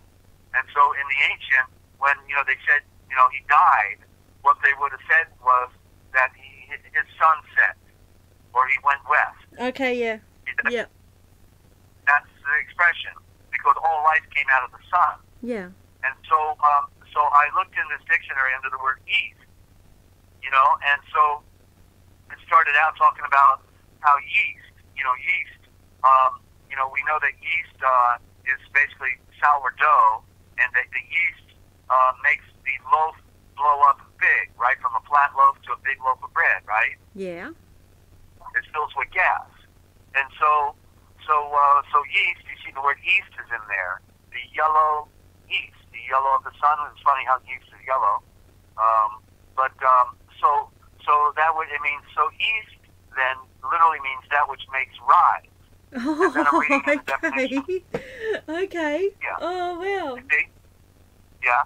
And there's also the word beast, right? If we put the B in front of it, we can see that they've converted the beautiful sun into the beast. Yeah. In the east.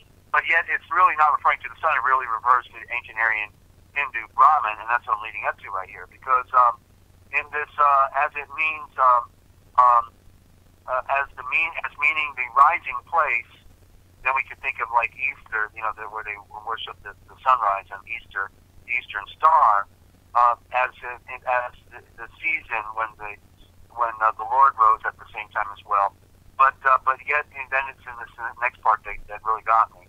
It seems rather to be from, here's now our etymologist saying, it seems rather to be from the Aryan root, us, us, meaning to burn, whence the Sanskrit vash, or shine.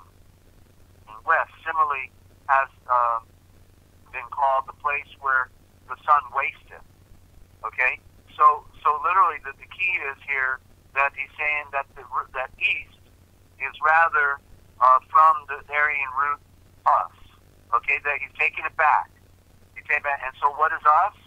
Well, like we could talk about Zeus, Zeus, Zeus, or Jesus.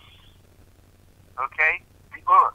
Remember, I talked about how the Aryan was behind Adonai and behind Jew and behind angel. Yeah. We get the Anglo-Saxons, and the Jews are the Khazarian, Aryan Jews, and the Adonai is India backwards for the Brahmin, Aryan priesthood running the world from the beginning of recorded history.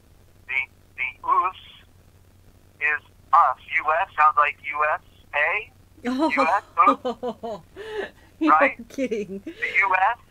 Oh, wow. So, you see, so we got more Aryan than you were, because you came open the program tonight talking about the Aryan, so we're going a little further into that, showing how, of course, it's an Aryan thing. Of course, they're the ones who came up with all the technology. It's us against them. They gave us just us, meaning just them, right? Because there is no justice when we think of the word, because they put everybody in prison knowing full well they've done nothing wrong. Yeah. It's a money racket. It's a slavery game. Just us against them, the people, the enemy. The banksters declared us the enemy in 1933, approximate, with the banking switch out and the bankruptcy, and we were declared the enemy, and so they've been having us as their great experiment, and so it's the U.S., it's them, the us, and so now you can connect it, of course, within the is in Isis and Isha, meaning the woman, okay, the woman, and that's why the U.S. has represented in New York, the woman on the statue, pedestal, the Statue of Liberty, because that's the U.S. That's the ITS. That's the ITSA. It's just another version. The U is a code. The S is the primary symbol. It's the serpent. And the primary serpent in creation is the sun, but it's everything else. Everything is serpent in the metaphor, you see. So the Aryan root for east is us, and that's why we've got Zeus, meaning the healing Zeus. The healing. He was called the primary god in the Greek. Okay, the Greek, and his sons were the Titans. Yeah. Okay, Titans are the Teutonic Knights. You see, another version of the Knights Templars, another branch of the Aryan creation. Okay, it's just they're spread out. It's not just one clique. It's a variety of cliques, just like the layers of the onion, all the different corporate structures. The Vatican, Knight Malta, Rosicrucian, Freemasons. Benign Brit, all of these, ADL, all of them, are in on the game. All of them against the people. It's their racket. Israel, a phony Asheril. There is no Israel anymore from the true meaning of the word Asheril, Asheril. But they got everybody buying into it. Oh, we love Israel. We support Israel. Everybody support poor Israel. They make the SS Stormtroopers look like Boy Scouts. They're at the head of the operation taking down the Twin Towers with the Bush family, the Bush cartel, and yet everybody feels so sorry for poor Israel. They've been the victims. No, they are victimizers. Historically, they've been raping and drinking the blood of children and women from day one. And they're not Israel. They are not what they claim to be. Just like the Aryan, the Catholic Church is not what they claim to be. The Masons are not what they claim to be. None of them are what they claim to be. The banksters gave out loans to Americans, for the last 50 years, mortgages, and then they ripped them off for their houses at any point when they felt like doing it. Because it's a shell game. It's a racket. You go to court, you want justice, you got all the justice they ever intended to give to you. You go to prison. That's the name of the game. Wall Street. Slavery. Wall Street used to have African slaves standing on the wall there, selling them to people, okay, kidnapping people, selling them into perpetual servitude, and then ultimately it becomes a banking house, for commerce and for stock markets. And so it's quite a shell game that they got going on here. When you look inside the shell, there's nothing there. Yeah. Can I add to that? Something that I saw today comes to mind. Talking about all the they're not what they claim to be. I saw on the news today, and I haven't watched mainstream news in the last 4 days. I only have the TV because of Mum, and I rarely watch it. But anyway, saw on the news today, they're playing another. It's all part of it. Scientology in Sydney, the Scientology headquarters in Sydney. Mind control program. Go ahead. Yeah. Somebody, I don't know the details, but somebody of importance in the Scientology headquarters was stabbed by a 16-year-old today. And there was some sort of family dispute, and I can just see... They don't have that in Scientology. Come on, you must be kidding. Go ahead. I know, right? I can just see how they've reversed it all.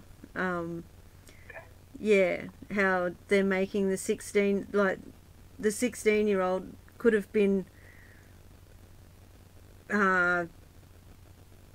manipulated, like mind control, like with the frequencies for her entire life from these people, very possibly. like a scapegoat. Anyway, yeah. So they're making the 16-year-old look like the bad one, and the stabbing victim looked like the good one, and the stabbing victim was of importance in the Scientology headquarters in Sydney, Australia, today. So yeah, I just wanted to add that in there. I don't know if they're gonna, I don't know, normally when they bring something like that up or something like that happens, they continue with it and flood us with it for a few days and then change the subject like it never happened. That's the way. Yeah. Anyway, please continue. Yeah.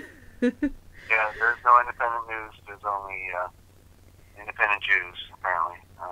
Yeah. It was interesting axiom for news and NEWS. That's north, east, west, and south. Oh, it is too. Wow, Desert. Like just. Never saw that one before. Right in your face. I know. Are you under control or what? Huh? I know. Please continue to deprogram me, Desert. Please.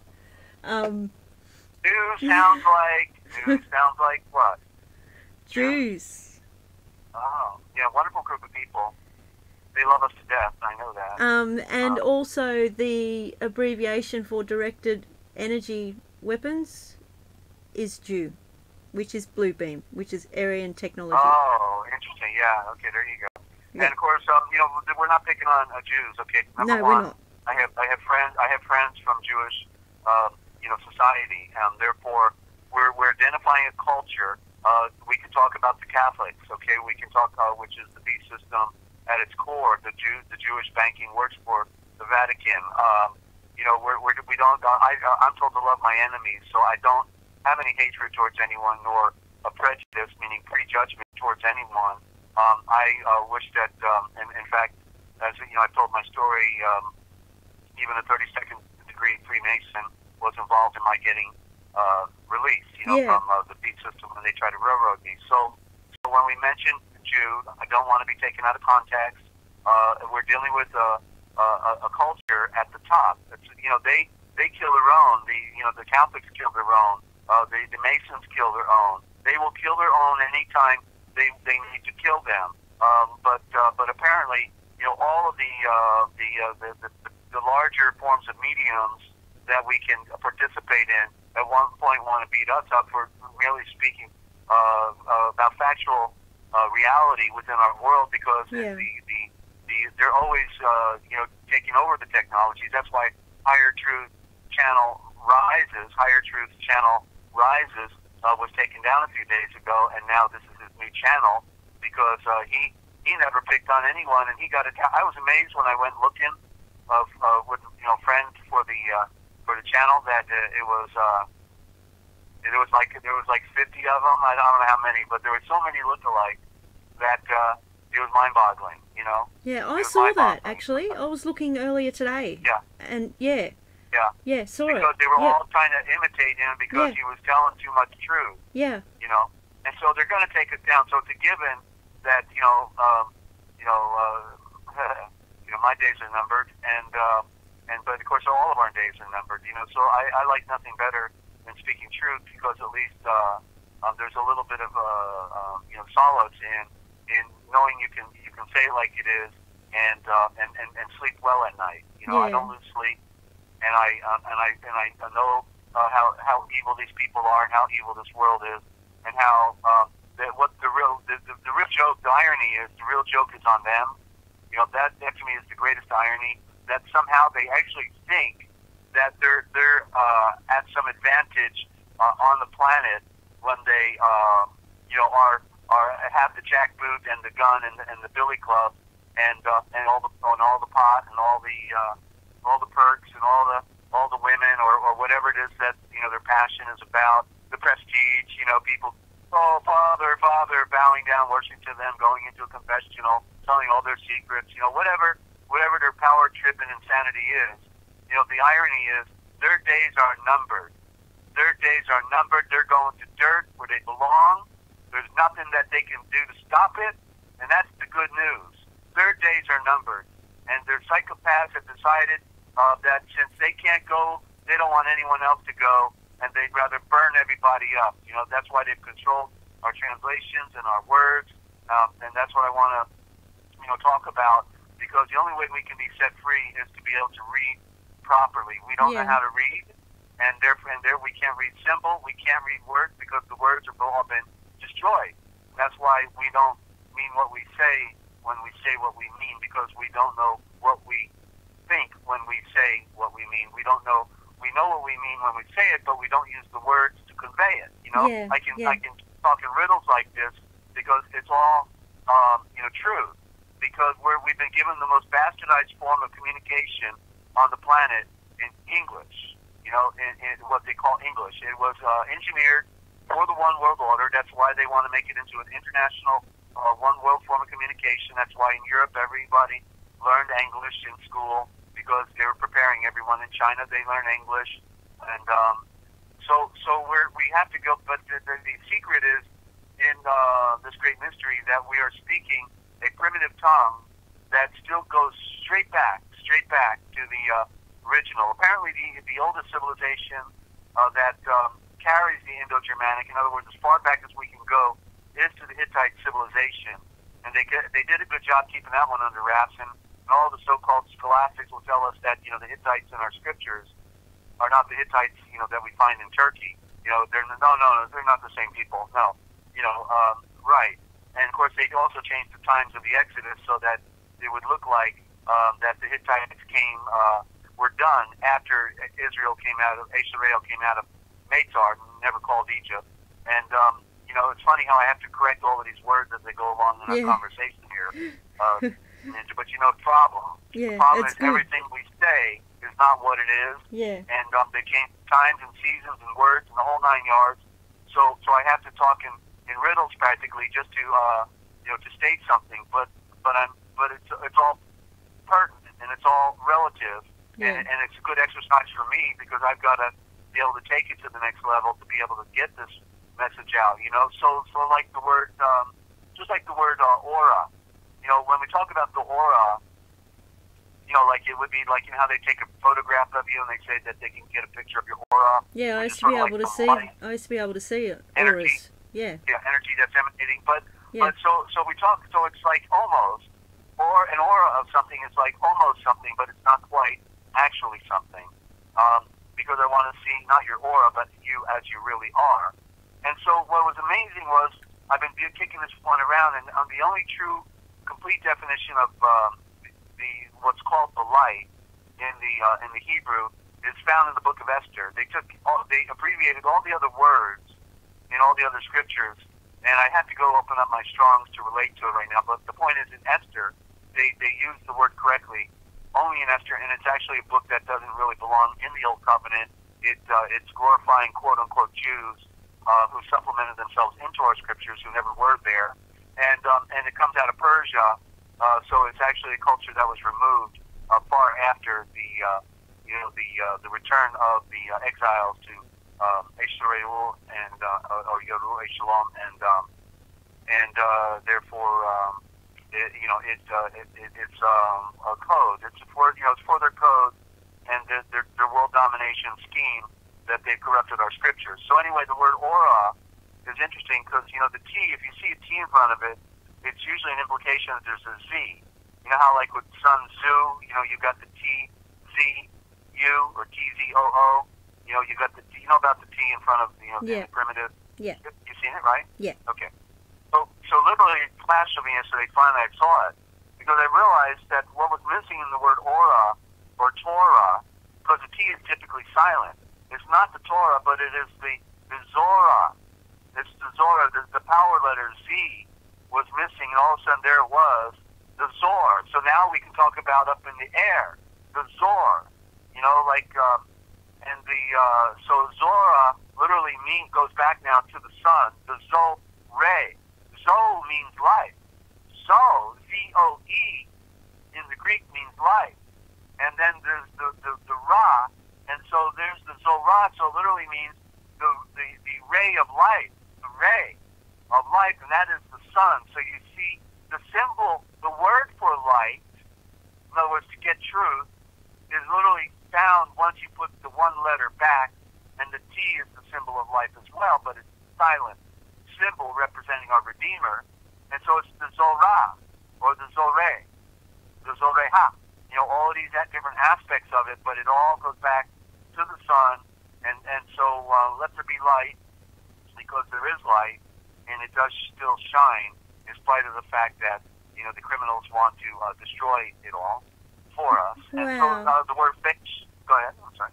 I was just thinking, wow, and that was a perfect example, Desert, of everything that you've shown us and are showing us is truth and pure. Because I was just thinking back as you were explaining that to the word aura, which a person's aura is light, it's energy. And yeah, it's just, wow, it's just, yeah, it's amazing. But when you add the T, yeah, you get back to zero. You get back to zero. You see? Sorrow. Yeah. Zero. Yep. Yep. I'm getting it. Yep. Yeah. Because the zero is the symbol of infinity. It has no beginning, no end. It's a circle, keeps on spinning, and that's the symbol of the sun. What we were talking about with this yusa, the perpetual energy that comes forth, right? Yeah. Yeah. Yeah. Wow. So fascia, which is the correct term for the fasciae, the fascia is the fire of the face of the sun, the fire. And of course, when the reason they claim the fasciae with the battle axe in the middle and the black ebony rods, is because the Canaanites, who were the redhead spotted, who were frightening to look at, not to mention the blonde hair, blue eye, Aryan, are connected with it, but they claim to be the face of the sun, the fire of the sun. You see, and so that's where this fascia comes from. The Celtic redheaded, put the fear of, quote, to use a cliche, the fear of God in you, but the Aryan, most specifically, represented the fascia of the sun. And so there's a lot, going on in these symbols and metaphors, but literally fascia then means the face of the A. And you know how, and I just saw this yesterday, and you know how, if I hadn't seen it before, because, sometimes I forget and then I remember again, it's like there's so much to keep in your head, and that's why I got to write down on 3x5 cards, and I'm working on a dictionary, That's why I get stumped when you quiz me. You put that one symbol up, of the sun, with the A in the middle of it. Yep. There you go. That's the fascia, the face of the A, because the A is the projection of the light coming down from 0 point, from the tippy tip, going out in a projection of infinity, right? The light coming out. Yeah. The fascia. So that's that. And then the word Asia. And were you trying to jump in? I know I thought I might have heard you. Oh no, I'm just letting you go. No, I was just agreeing. That's like when you were saying there's so much information. That's why I get stumped when you pop quiz me, because because there's so much. Yeah. And so now that I'm seeing the word Asia in its variables, and I'm finding the corruptions in the dictionaries in the word Issa, Isha, S-E-S, S-A, all these variables all go back to the same Indo-Germanic root. They all just spun out in different directions and took different forms, but they all have the original essence. So now I know that the word Asia, means protector, and of course that's the pure, what I call the pure shelter. At high noon, the sun, symbol of our Redeemer. We're always at high noon. So Asia, one of the aspects of Asia is the beginning, the first stage of an action. There's creation. You see, it's the beginning, and the first stage of the action is the sun. It is a star. Then everything comes out from it, from the light. And so Asia, in the Latin, was found in escere, E-S-C-E-R-E. In the French, it's is, I-S-S. Sounds like ISIS. And the English, ish, which is, of course, the feminine, the ish, and also the isha. But it's all Asia. And then, what I wrote down was an example of the word vanish. So vanish would really really be Vanesha. Vanesha, because this was dealing with the suffix, what I call the suffix of the word, very appropriate for Asia, the suffix, the end of the word, which is apparently more superior than the prefix. It's all about the suffixes, the suffix, the ending of the words, which we would think the front of the word is more important, is the back of the word, and so that's called the suffix. And so Vanesha for vanish, as we can see the V going up to infinity, spreading out, it implies something that disappears. Oh, you know? Wow. Yeah. Yes, because it goes into infinity from the opposite end of the A coming Yeah, down. yeah. The V is going up, and it means, Yeah. vanish. Yeah. Vanesha. So, because it's an opposite symbol of the light, Yeah. the V. This is all part of the great mystery, and so it's continually opening up for me now that I'm on this trail to have it revealed. This is a historical presentation. Each one of them are in this. We're making history, revealing these Aisha Vors, and I realized that the Vor as a vortex, as I say, Aisha Vor, the original for word in the beginning, is the Aisha Vor, not the word, not the logo. They are relative, but they are not the original. It is the Aisha Vor. It may be Aisha Vorts, because the T and the Z are relative symbols within the symbol of the sun and vortex, and but literally Aisha Vor. And what got me going on it, of course, is that aspect of from the beginning, because in other words, when I read Aisha and I realized it means from the beginning, the first stage of an action. Well, the first stage of an action, or the first maxim, is let there be light. That's the very first maxim we read in the scriptures, right? So the beginning and the action, this first stage of action, is to have light.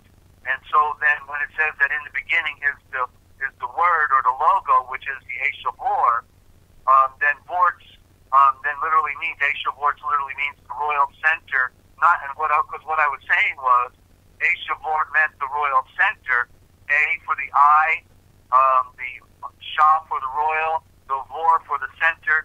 The royal eye to the center is more correct. Actually, I should add the word eye. The royal eye, which is the royal A, the original word for eye. The royal eye from the center, but it is the royal eye center from the beginning, the Aisha Vorts. So just clarification and confirmation and solidification of these elusive terms that we're defining for the first time, because nobody else ever gave it to us other than Yeshua himself, who's breathing very heavily here in the great mystery. And so Sharei, so here's the thing that really got me yesterday. I think it was yesterday got me for the first time. As it's like you know something, but yet you don't ever say it that way before, until all of a sudden something happens and you say it another way. But Shirai, which really then I realized was the Asherai. So Avraham Haim, who they call Abraham, Avraham Haim, the AV, the first component of his title representing the star. The AV is the prime symbol of the sun in the beginning of all creation. So Avraham Haim, he only had the A. He didn't have the word Aisha in his title. His wife did. It's Asherai. Asherai, you can hear the word ray for ray of light. So Avraham Haim, he's the A. So he's the spirit. He represents the spirit, where the woman, as you've heard me say over and over, represents creation, right? Yeah. Woman, but the spirit is behind it, and that's the A. And so literally, when I realized that because I've always known that Avraham Haim represented the Father. He was an archetypal figure that represented the Father, but I never had, gave much, to Shirai, because, I didn't know her real name. I didn't know her real title. And therefore, until I got the picture, then it didn't open up. And when I saw that she was the carrier of the baby, of the symbol of the A, plus the prime root of Aisha, and it was not Shirai, but Asherai, then I realized, and then from her goes, Aisha Ma'ul, and then and then Ishayah, and then Esau was Ishayah, and then we get the tribe of Asher Reul, and Joseph comes through it as Bull Ashaphe, and then his son is Manasseh. You know, they put an ass in his name. You know, so all of it. So it's the evolution of a culture and a tribe from the beginning of creation as seed of light. And so literally, what I realized when when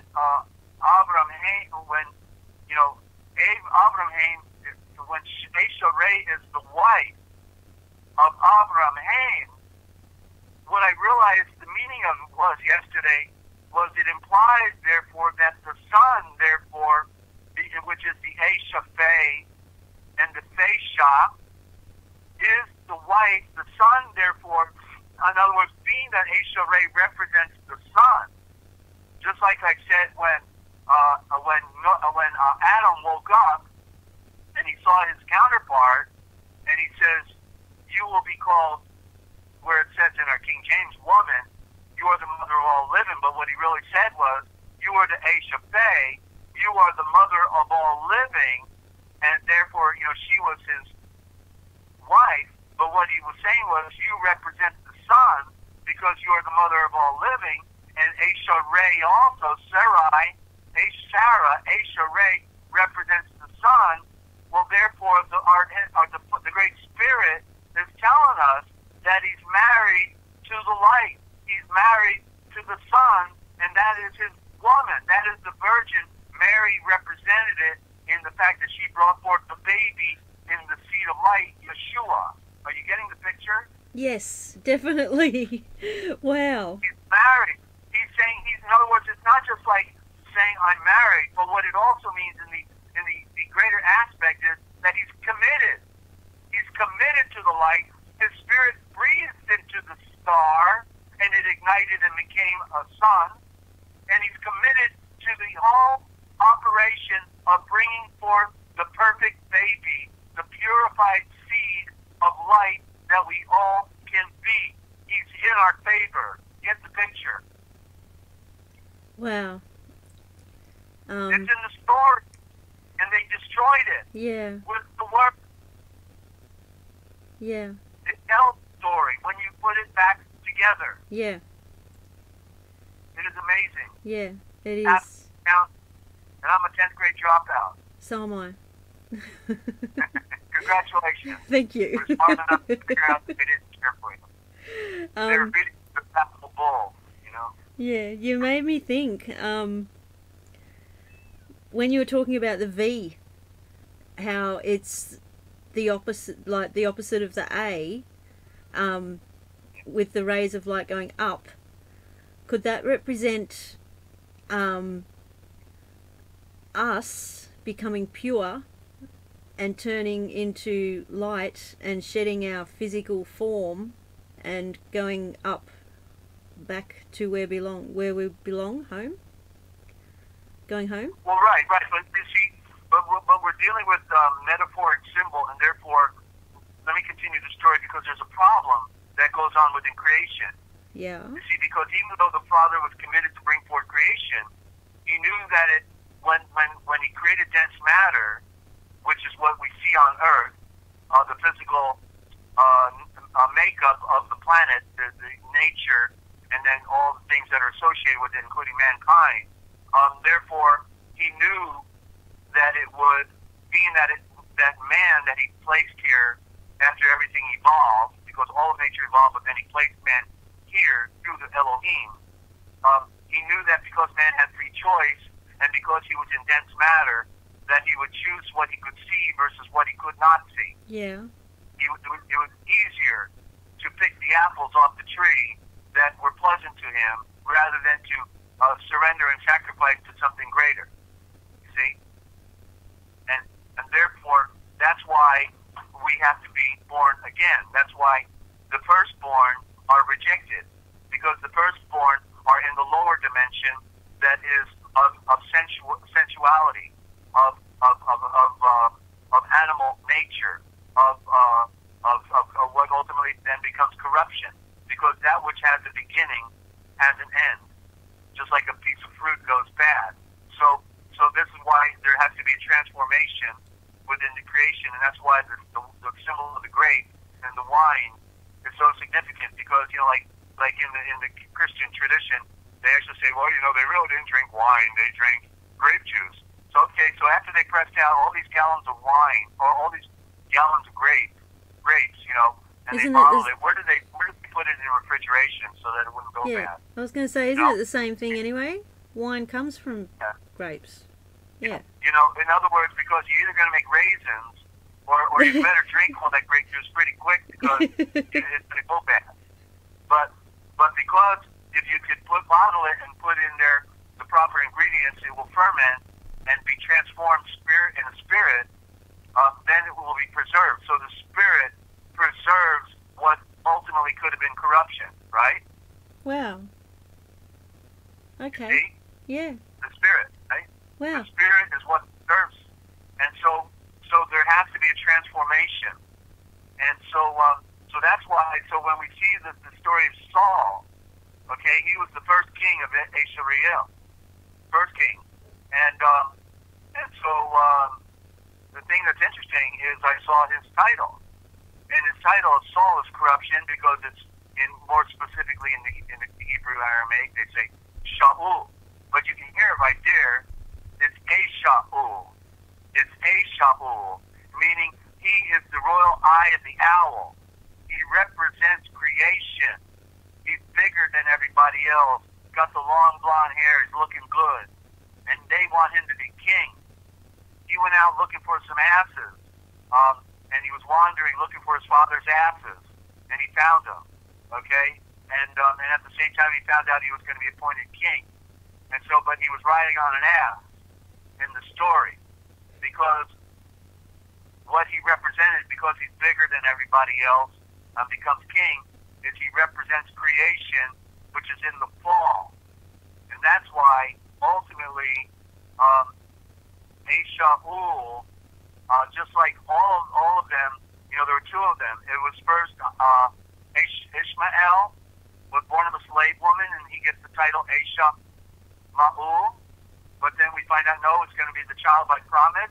So Maul doesn't get the title for the family, and it goes to Isaac, and then from there it's going to go to Esau, which is really Yal, but he sold his birthright, and so it goes to Jacob, who gets then the title when he comes back to his inheritance as Re'ul, Israel, corrupted, in the corrupted form, Re'ul. So the title is passing down. And so you can see that the one that was given the name first falls, because the firstborn are not accepted, because the firstborn are in the fall of creation. That's why we have to be born again. And so Shaul, who's the king, what happened in the end of the story? Both of his sons were killed. Jonathan and can't remember the other. I think that Abishai. I want to say Abishai. I don't know why, but anyway. But he had two sons. They both were killed the same day, and he fell upon his sword and killed himself because they were defeated by the Philistines. And so, and even his sword bearer killed himself. So the sword is symbolic. The sword is symbolic of the light, and he killed himself with his own. He was killed by his own light, because and he was anointed. And he was enlightened. He was what they call a prophet, which more correctly is navigator. So we see in the story of Shaul the downfall because he was first. And so who came after him? Tavah, mispronounced as David. Tavah, who then represents creation in the that needed to be saved. You know, Yeshua loved his heart, but yet he screwed up big time. He killed a man in order to take his woman and all this other stuff. So there's a lot going on in the story, but the point is, then we can look at the second one that came. Who was the second? Shaul. It was Shaul Paul. Now tell me he wasn't worthy of his title when he was a Pharisee of Pharisees, and when he had his conversion, he became the most prolific and most dynamic of them all. The one that came second is worthy of Shaul because he wrote more of our scriptures and wrote the book of Romans, Hebrews, in particular in Corinthians, he's the all-time scholar, the all-time, he unsurpassed what Kefe or Peter did, or all the others. It's an amazing story, but he becomes the one, and he was blinded by the light, then he saw the light of the sun. That's what, was the event that occurred. The event horizon for him was the shining bright light of the sun that put scales on his eyes, but then they came off so he could see, and he had a conversion. So I'm going in like a few different directions at the same time with this story, but the point is that Yeshua, or the Father Yahweh, is married to the light. That's the Esharei, and so it represents the story of creation as it comes down, and then it's talking about the duality, and that there's two aspects to this creation. One is dark and one is light, and the darkness has to die, and so there's two natures within man. One is physical and one is spiritual, and so the physical has to die. And that's why Saul, Shaul of the Old Testament, the king, he was bigger than everyone else to show the dominant nature of the flesh.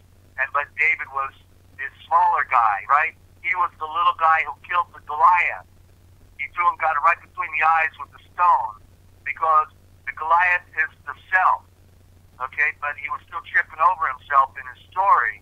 But it's about conquering the self, and that's what killing the Goliath is all about, conquering the self, because our demon and our devil, our adversary, is the flesh. It is the self that wants to deny us eternal life. It wants to lead us around. It wants to tell us what to do, and we have to become dominant over the nature of our flesh. Like the horse, we talked about the horse. The horse doesn't want you to ride it. The horse wants to be left alone. He wants to go eat grass, but yet if you can make friends with the horse, he will let you ride him and he'll become your best friend. So it's about transformation of being and conquering the nature of this world, spirit dominating creation, because creation is not supposed to rule us. We're supposed to be dominant. Wasn't that what he said? That he wanted us to be dominant over creation, but yet it's really creation that dominates us. Wow. And when we wake up to the true spiritual nature of things, then we are set free, and we no longer fear what man can do to us, because we already know that we have life within us, and we know who we are, where we are, when we are, and why we are. And so, but who are they? Let's take it a little further. In the word gospel, you heard me talk about being go spell. They're joking, go spell. You can't spell. Yep. Because gospel was originally evangelos in the Greek, or evangelon in the English, but they changed it because they knew we'd get the picture that it meant the message in the stars. And so in the word evangelos, it's correctly av, A-V, of angelo. There's the word Anglo, A-N-G-E-L-O, angel, A-N-G-E-L, avangelo. Avangelo is the more accurate expression of that. And what it means is the one star that glows. And so as I was pointing out, that in the Anglo-Saxon, the Anglo-Norman, the Anglo-French, the Anglo-Deutsch, all of them, it's the Aryan, right? And so when I define the word Anglo being the one glow and the one, meaning of one nature, therefore, as it means in this Greek, the one star that glows, meaning the message in the stars. That's what the gospel is supposed to mean, the message in the stars about our potential to transform and to be redeemed from this creation back to the light of the sun.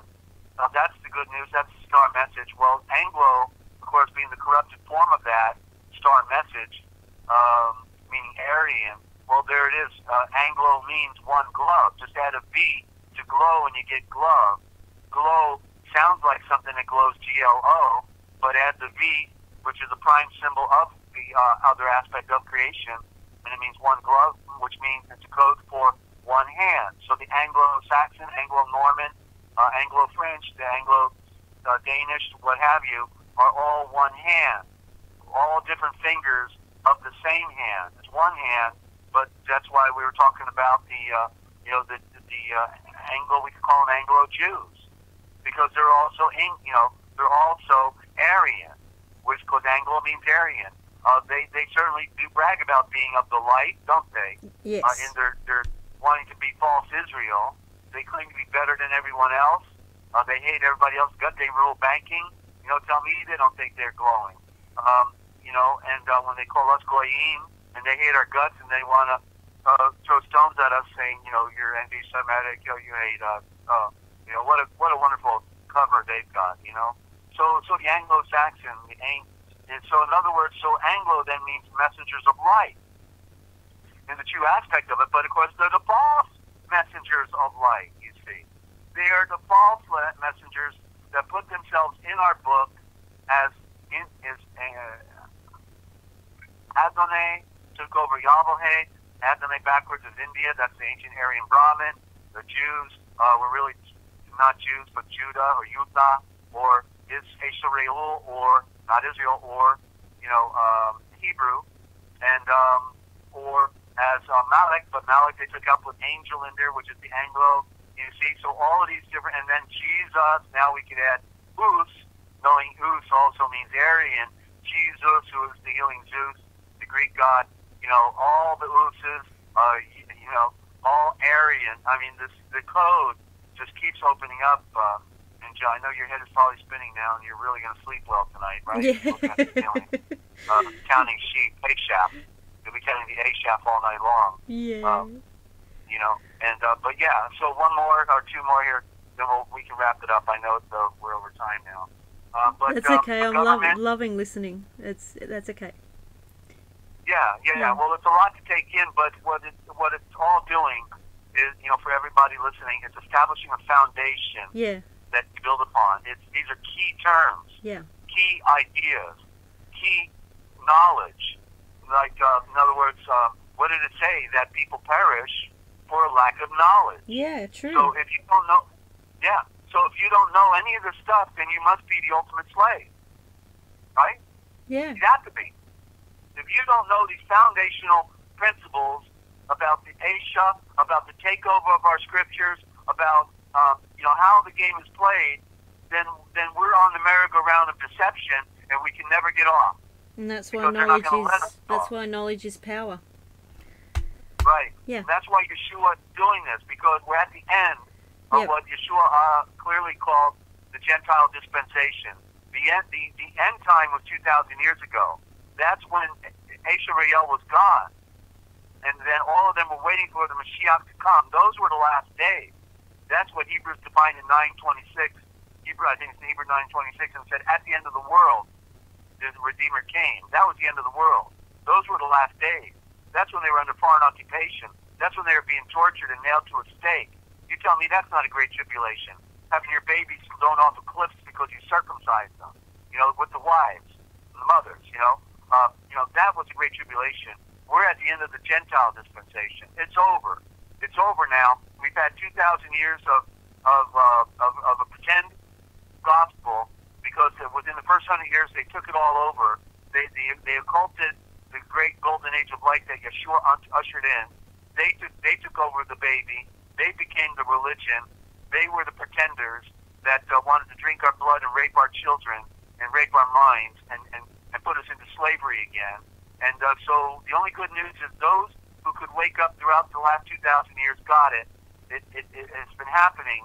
He's been coming back as a spirit for 2,000 years for those who are ready to receive him, because they purified their hearts and their minds, because that's the only way the scriptures will open up. If you purify your heart and your mind, then the light will shine through, because the scriptures still giving up.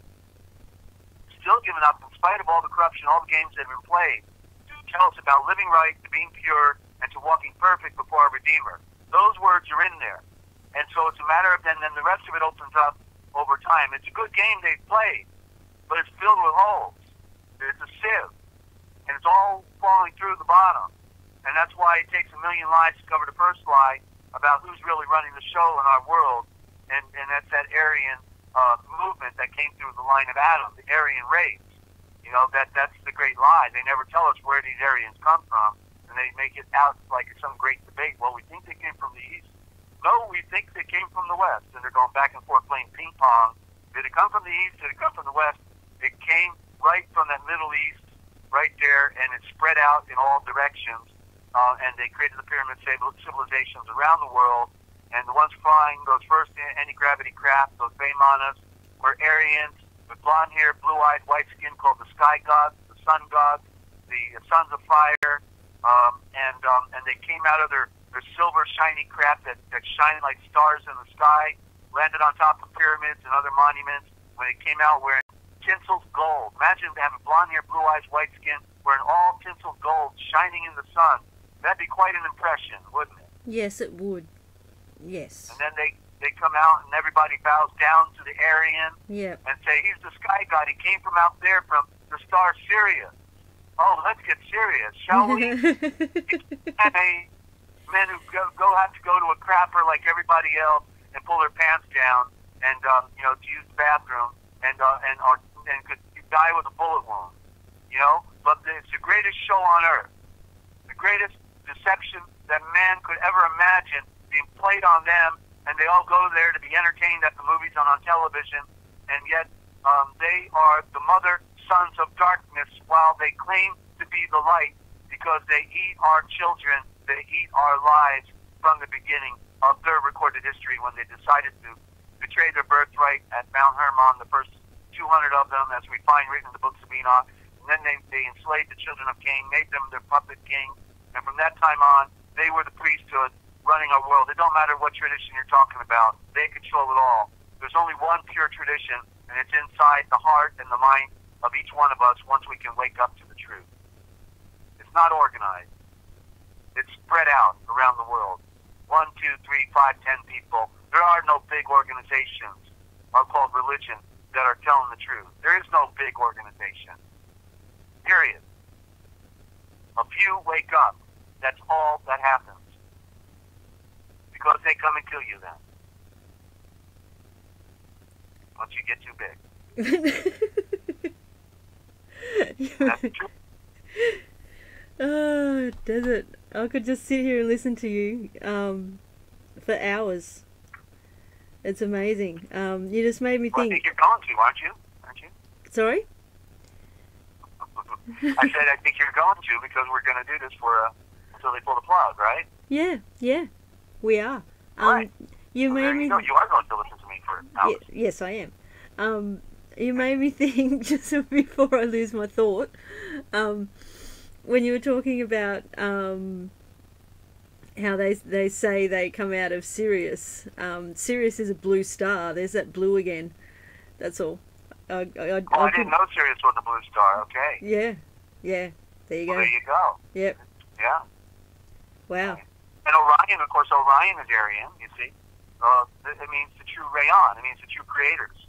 They claim to be the true creators, and they are. They are the ones who gave us our civilization. They were given the great head knowledge by Yeshua, and so because he wanted them to make their creation, they didn't. In other words, they didn't play a trick on Yahweh, or they didn't play a trick on Yeshua. The trick is on them. They were being used. They were being used so that what is instituted for us. In other words, this modern day creation, where we, do have books and movies and, things to inform us. In other words, if we can process things correctly, we have quite a bit of information at our disposal. It's the fact everywhere. That I'm able The fact that I'm able to share all of this with you is because I've been reading books that have been published by modern day publishing companies for you know what I'm saying? Yeah. That there is a good side, right? There's always a duality behind technology. There's good or bad. They design it for their benefit, but it also can serve us as an instrument of enlightenment or for health or for any possible need, to go somewhere, right? So, we're talking on the phone from Australia to the U.S. in a split second, having a conversation. Wow. So he put that technology into their brains and gave them the arrogant attitude that they had, that they knew that they could lock in on creation and take over. They'd rather go have fun with those pretty, redhead spotted women than, to get on their knees and fast and pray to to Yahweh, the one who made the creation. They were made that way to serve His purpose, for better or for worse. Well, how can we ever fully know the mind of our Maker? You know, all we can do is continually try to, meditate on it and figure it out. But the simple story is, we don't have to be a part of the lie any longer. We can be set free, and the closer we get to Him, the more we get to know Him, the more we become like Him, the more we then get the picture and are set free from this false reality that we are in. What people talk about, I like the ones that still talk about Washington, D.C., and Donald Trump, and, do you think Mickey Mouse is going to marry Minnie Mouse today? Come on, I think they're getting married, aren't they, Minnie Mouse? I hope Pluto goes to the show, Pluto, I like Pluto, that's all, he was pretty good. I like Goofy, a false reality. Yeah. An illusion of pretenders, of people that have bought into a blood oath and blood rituals and ate the flesh of babies, and they're here claiming to be our protectors and our defenders while they're raping and pillaging the entire planet. Yeah. And people are still thinking they can clean up Washington, or they can take America back, or that it's somehow their country. When the country dissolved, if there ever was an America, it dissolved probably in the Civil War, if not officially when banking took over in the bankruptcy, and all it is a corporate takeover of something that used to be, that's no longer existing. And they think it's their country. Still. So you see, they're caught by the red, white, and blue, the great banners, the stars, the imagery, the songs, what they've been raised up with, the television, Mom, Apple Pie, Chevrolet. Yeah. They can't see past the illusion. Yeah, the illusion is what They're sucks everyone in. Yeah, the illusion is what sucks everyone in on every level. All the fake beauty and pretty colours and glitter and glamour and the prestige. It's and the opportunity that it provides to be something false all over again. Yeah. You can be this, you can be that, but none of it's real. Yeah. You're going to the grave. Unless you wake up, because you're already in the grave. Unless you wake up. They killed you at birth if you got a birth certificate. The joke's on all of us, ladies and gentlemen. But it doesn't have to be a joke anymore. It can be a reality that gives us hope and opportunity to reach up, to look up, and to come out of the quagmire. It's a work. It's a walk. It's not instant. It'll be a miracle if you're saved, because you have to conquer the self.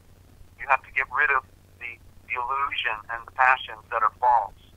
Put on the right passions of love and caring and the carrot eye, which is charity, to see things as they really are, to enlightenment. So where there's no knowledge, people perish.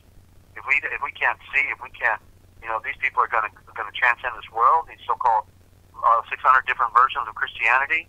Even I can't. I don't even want to talk about Islam. That's about as pathetic as it gets. And then the Jews, of course, think they're better than everybody else. And they're following the Babylonian Talmud. All they're doing is using the Tanakh, the Torah, as a cover. That's what Bible means. A bib of the enlightened, the bib of the El. It's a covering.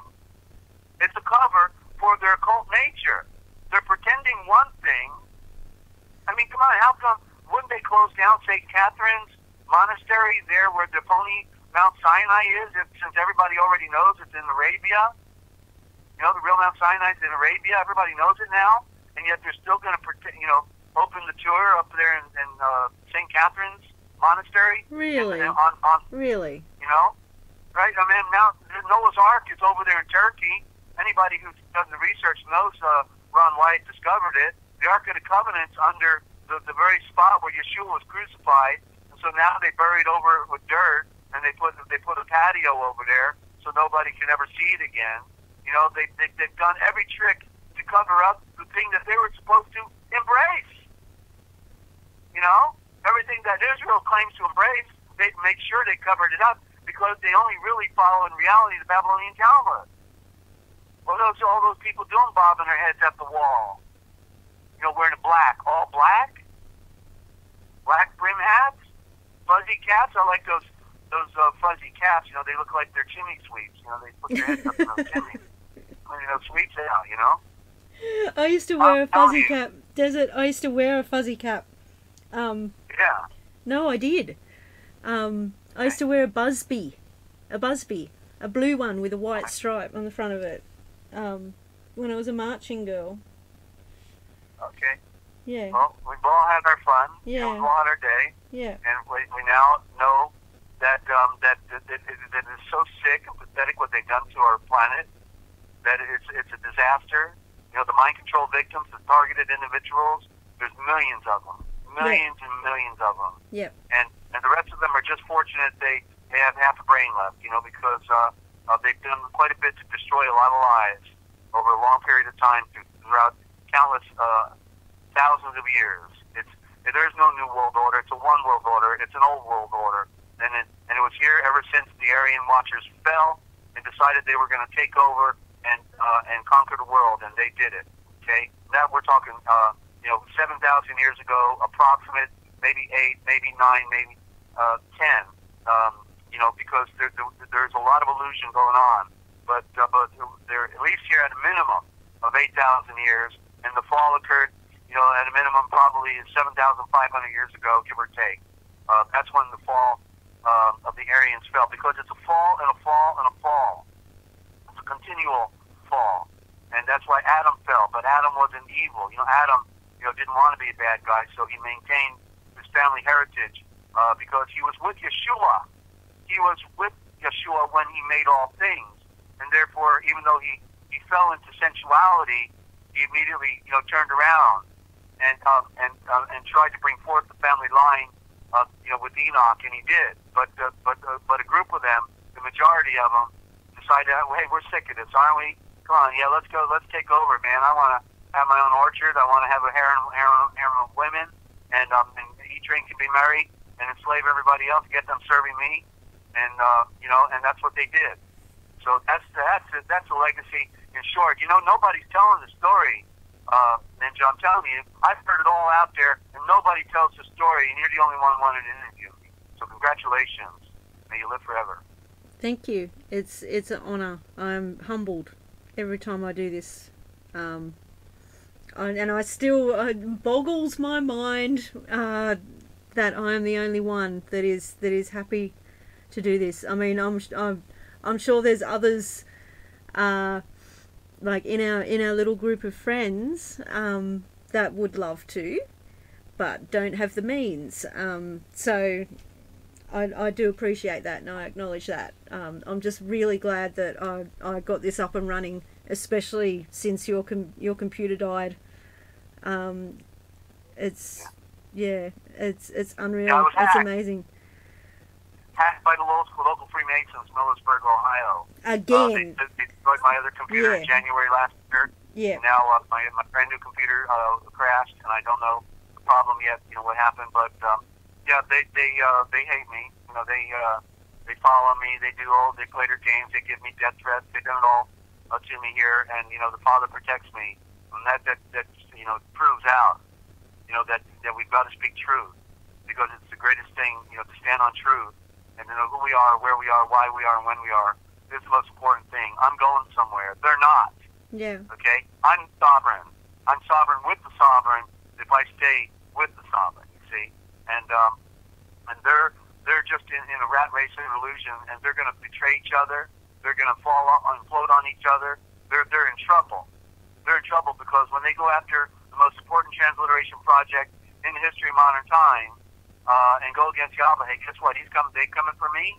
He's coming for them. Exactly. Their lives are going to be chaos and hell coming up next.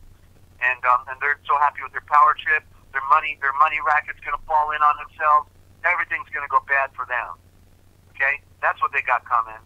And so I don't lose any night's sleep. I do look behind my back, certainly, because Father taught me to be cautious. But I'll be out of here soon, one way or another, and I intend to leave town. And certainly, I thought I would come here and finished my translation project. And then the first week in town, 4.5 years ago, they start following me and letting me know, they're on to me. Oh, on to me, okay. I thought I was just here minding my own business. I wasn't bothering anybody, and so it's an amazing psychopathic world we have, and they're in it for the pleasure. They're in it for the party. I'm not here for a party.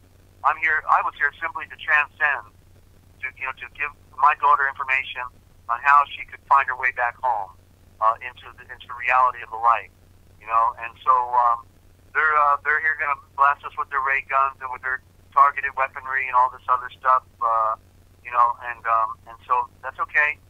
That's okay because the joke's on them. The joke is on them, and I feel sorry for them. Because I have everything in my favor right now, everything, because I'm standing on the truth, and that's what we got to do. We got to know that we know that we know, and we got to embrace the true Aishavors, these original terms, and this is part of the Transliteration Project, and anybody out there that wants to support it can do so, because I can't do it by myself. It will take people to initiate the most important transliteration that can set us all free, that can go to people in prison. And we're all in prison, okay? We are all doing time. The saying how I used to close my prison program was, and don't forget, we're all, it doesn't matter whether you're on the inside or on the outside, ladies and gentlemen, because we're all doing time. And for some of us, it's hard time.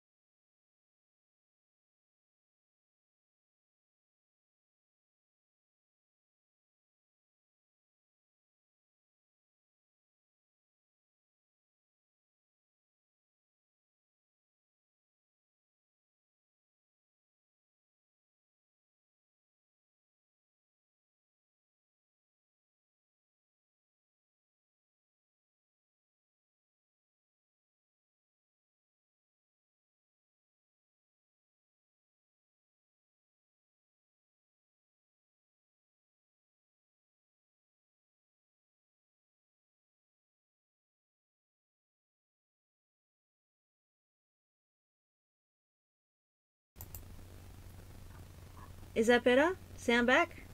I'll just wait a minute, there's a lag. No, I think it's, hold on. It's over? No sound. Okay.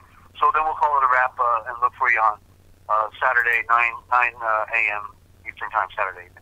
Okay. It should be back now. Should we do a check? Do one more check. See if you're still good. See if somebody can notice.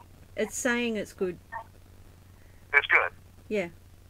Okay, good. It just buffered and reconnected, so that's good. So I just wanted to say, I don't know where we got dropped off, but I'll say it again. It doesn't matter whether you're on the inside or on the outside, because we're all doing time, and for some of us, it's hard time. And we're never going to get over the pain. We're just going to have to learn how to deal with it, and I love learning how to deal with it right here with you, Ninja, and everyone out there on the call. And so we'll look for you at Saturday, 9 a.m. Eastern Time, rain or shine. Yeah. Right? Yes, because I'm a ninja and you're an owl, and that's what we're we do. We're good company. That's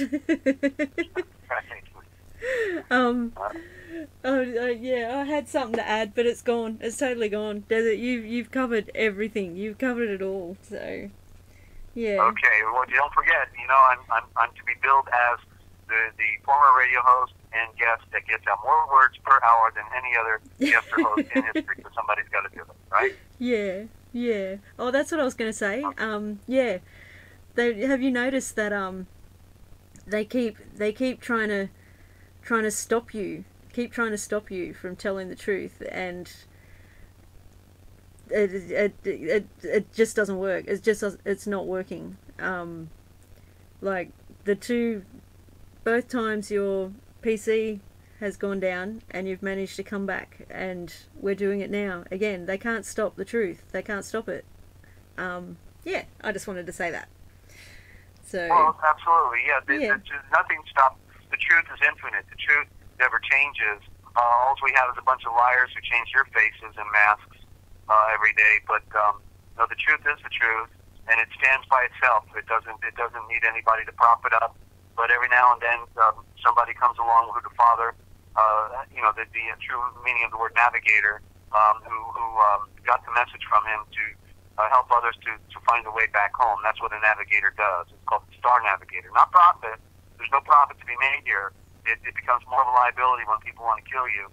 What profit was there to be derived from all of that? You know, it's the fact that that we are given the information on how to get back home, and it's in the Ace of Wars. It's in the words and the throne of the Son, and the Father gives light for all those who are worthy. So I know that everyone's dedicated here listening in, and during my creation of light as well, my prayers, and I'm here to serve. So I need all of you know that you can contact me anytime if you are trying to figure something out. Otherwise, I'd love to take questions on the call. If we can do that, ask your questions right there in the chat. We can do that. So we'll look for you all Saturday and perhaps Sunday as well. We'll play one day at a time here. So, okay, Ninja, thank you so much, and I'll let you go there, dear lady. Okay. Thank you, Desert. Again, thank you. Bye-bye. Yeah. See ya. Love ya. Okay. You know what I'm going to say by now. That was amazing, as per usual. Wow. All right. I will not ramble on. It's getting pretty late or early, whichever way you look at it. You've been listening to the Forbidden History Chronicles, live with NinjaCat and Dezert-Owl from the Forbidden History series. Please listen again or join us again on Saturday 9 AM desert time. We will be live again for more truth. Okay, love you guys. Thank you all of you. It's been fantastic. I love this. We're doing it. Yes, I'm back. Hi, Shelley. Yeah, okay. Anyway, love you guys. And see you later. Be safe.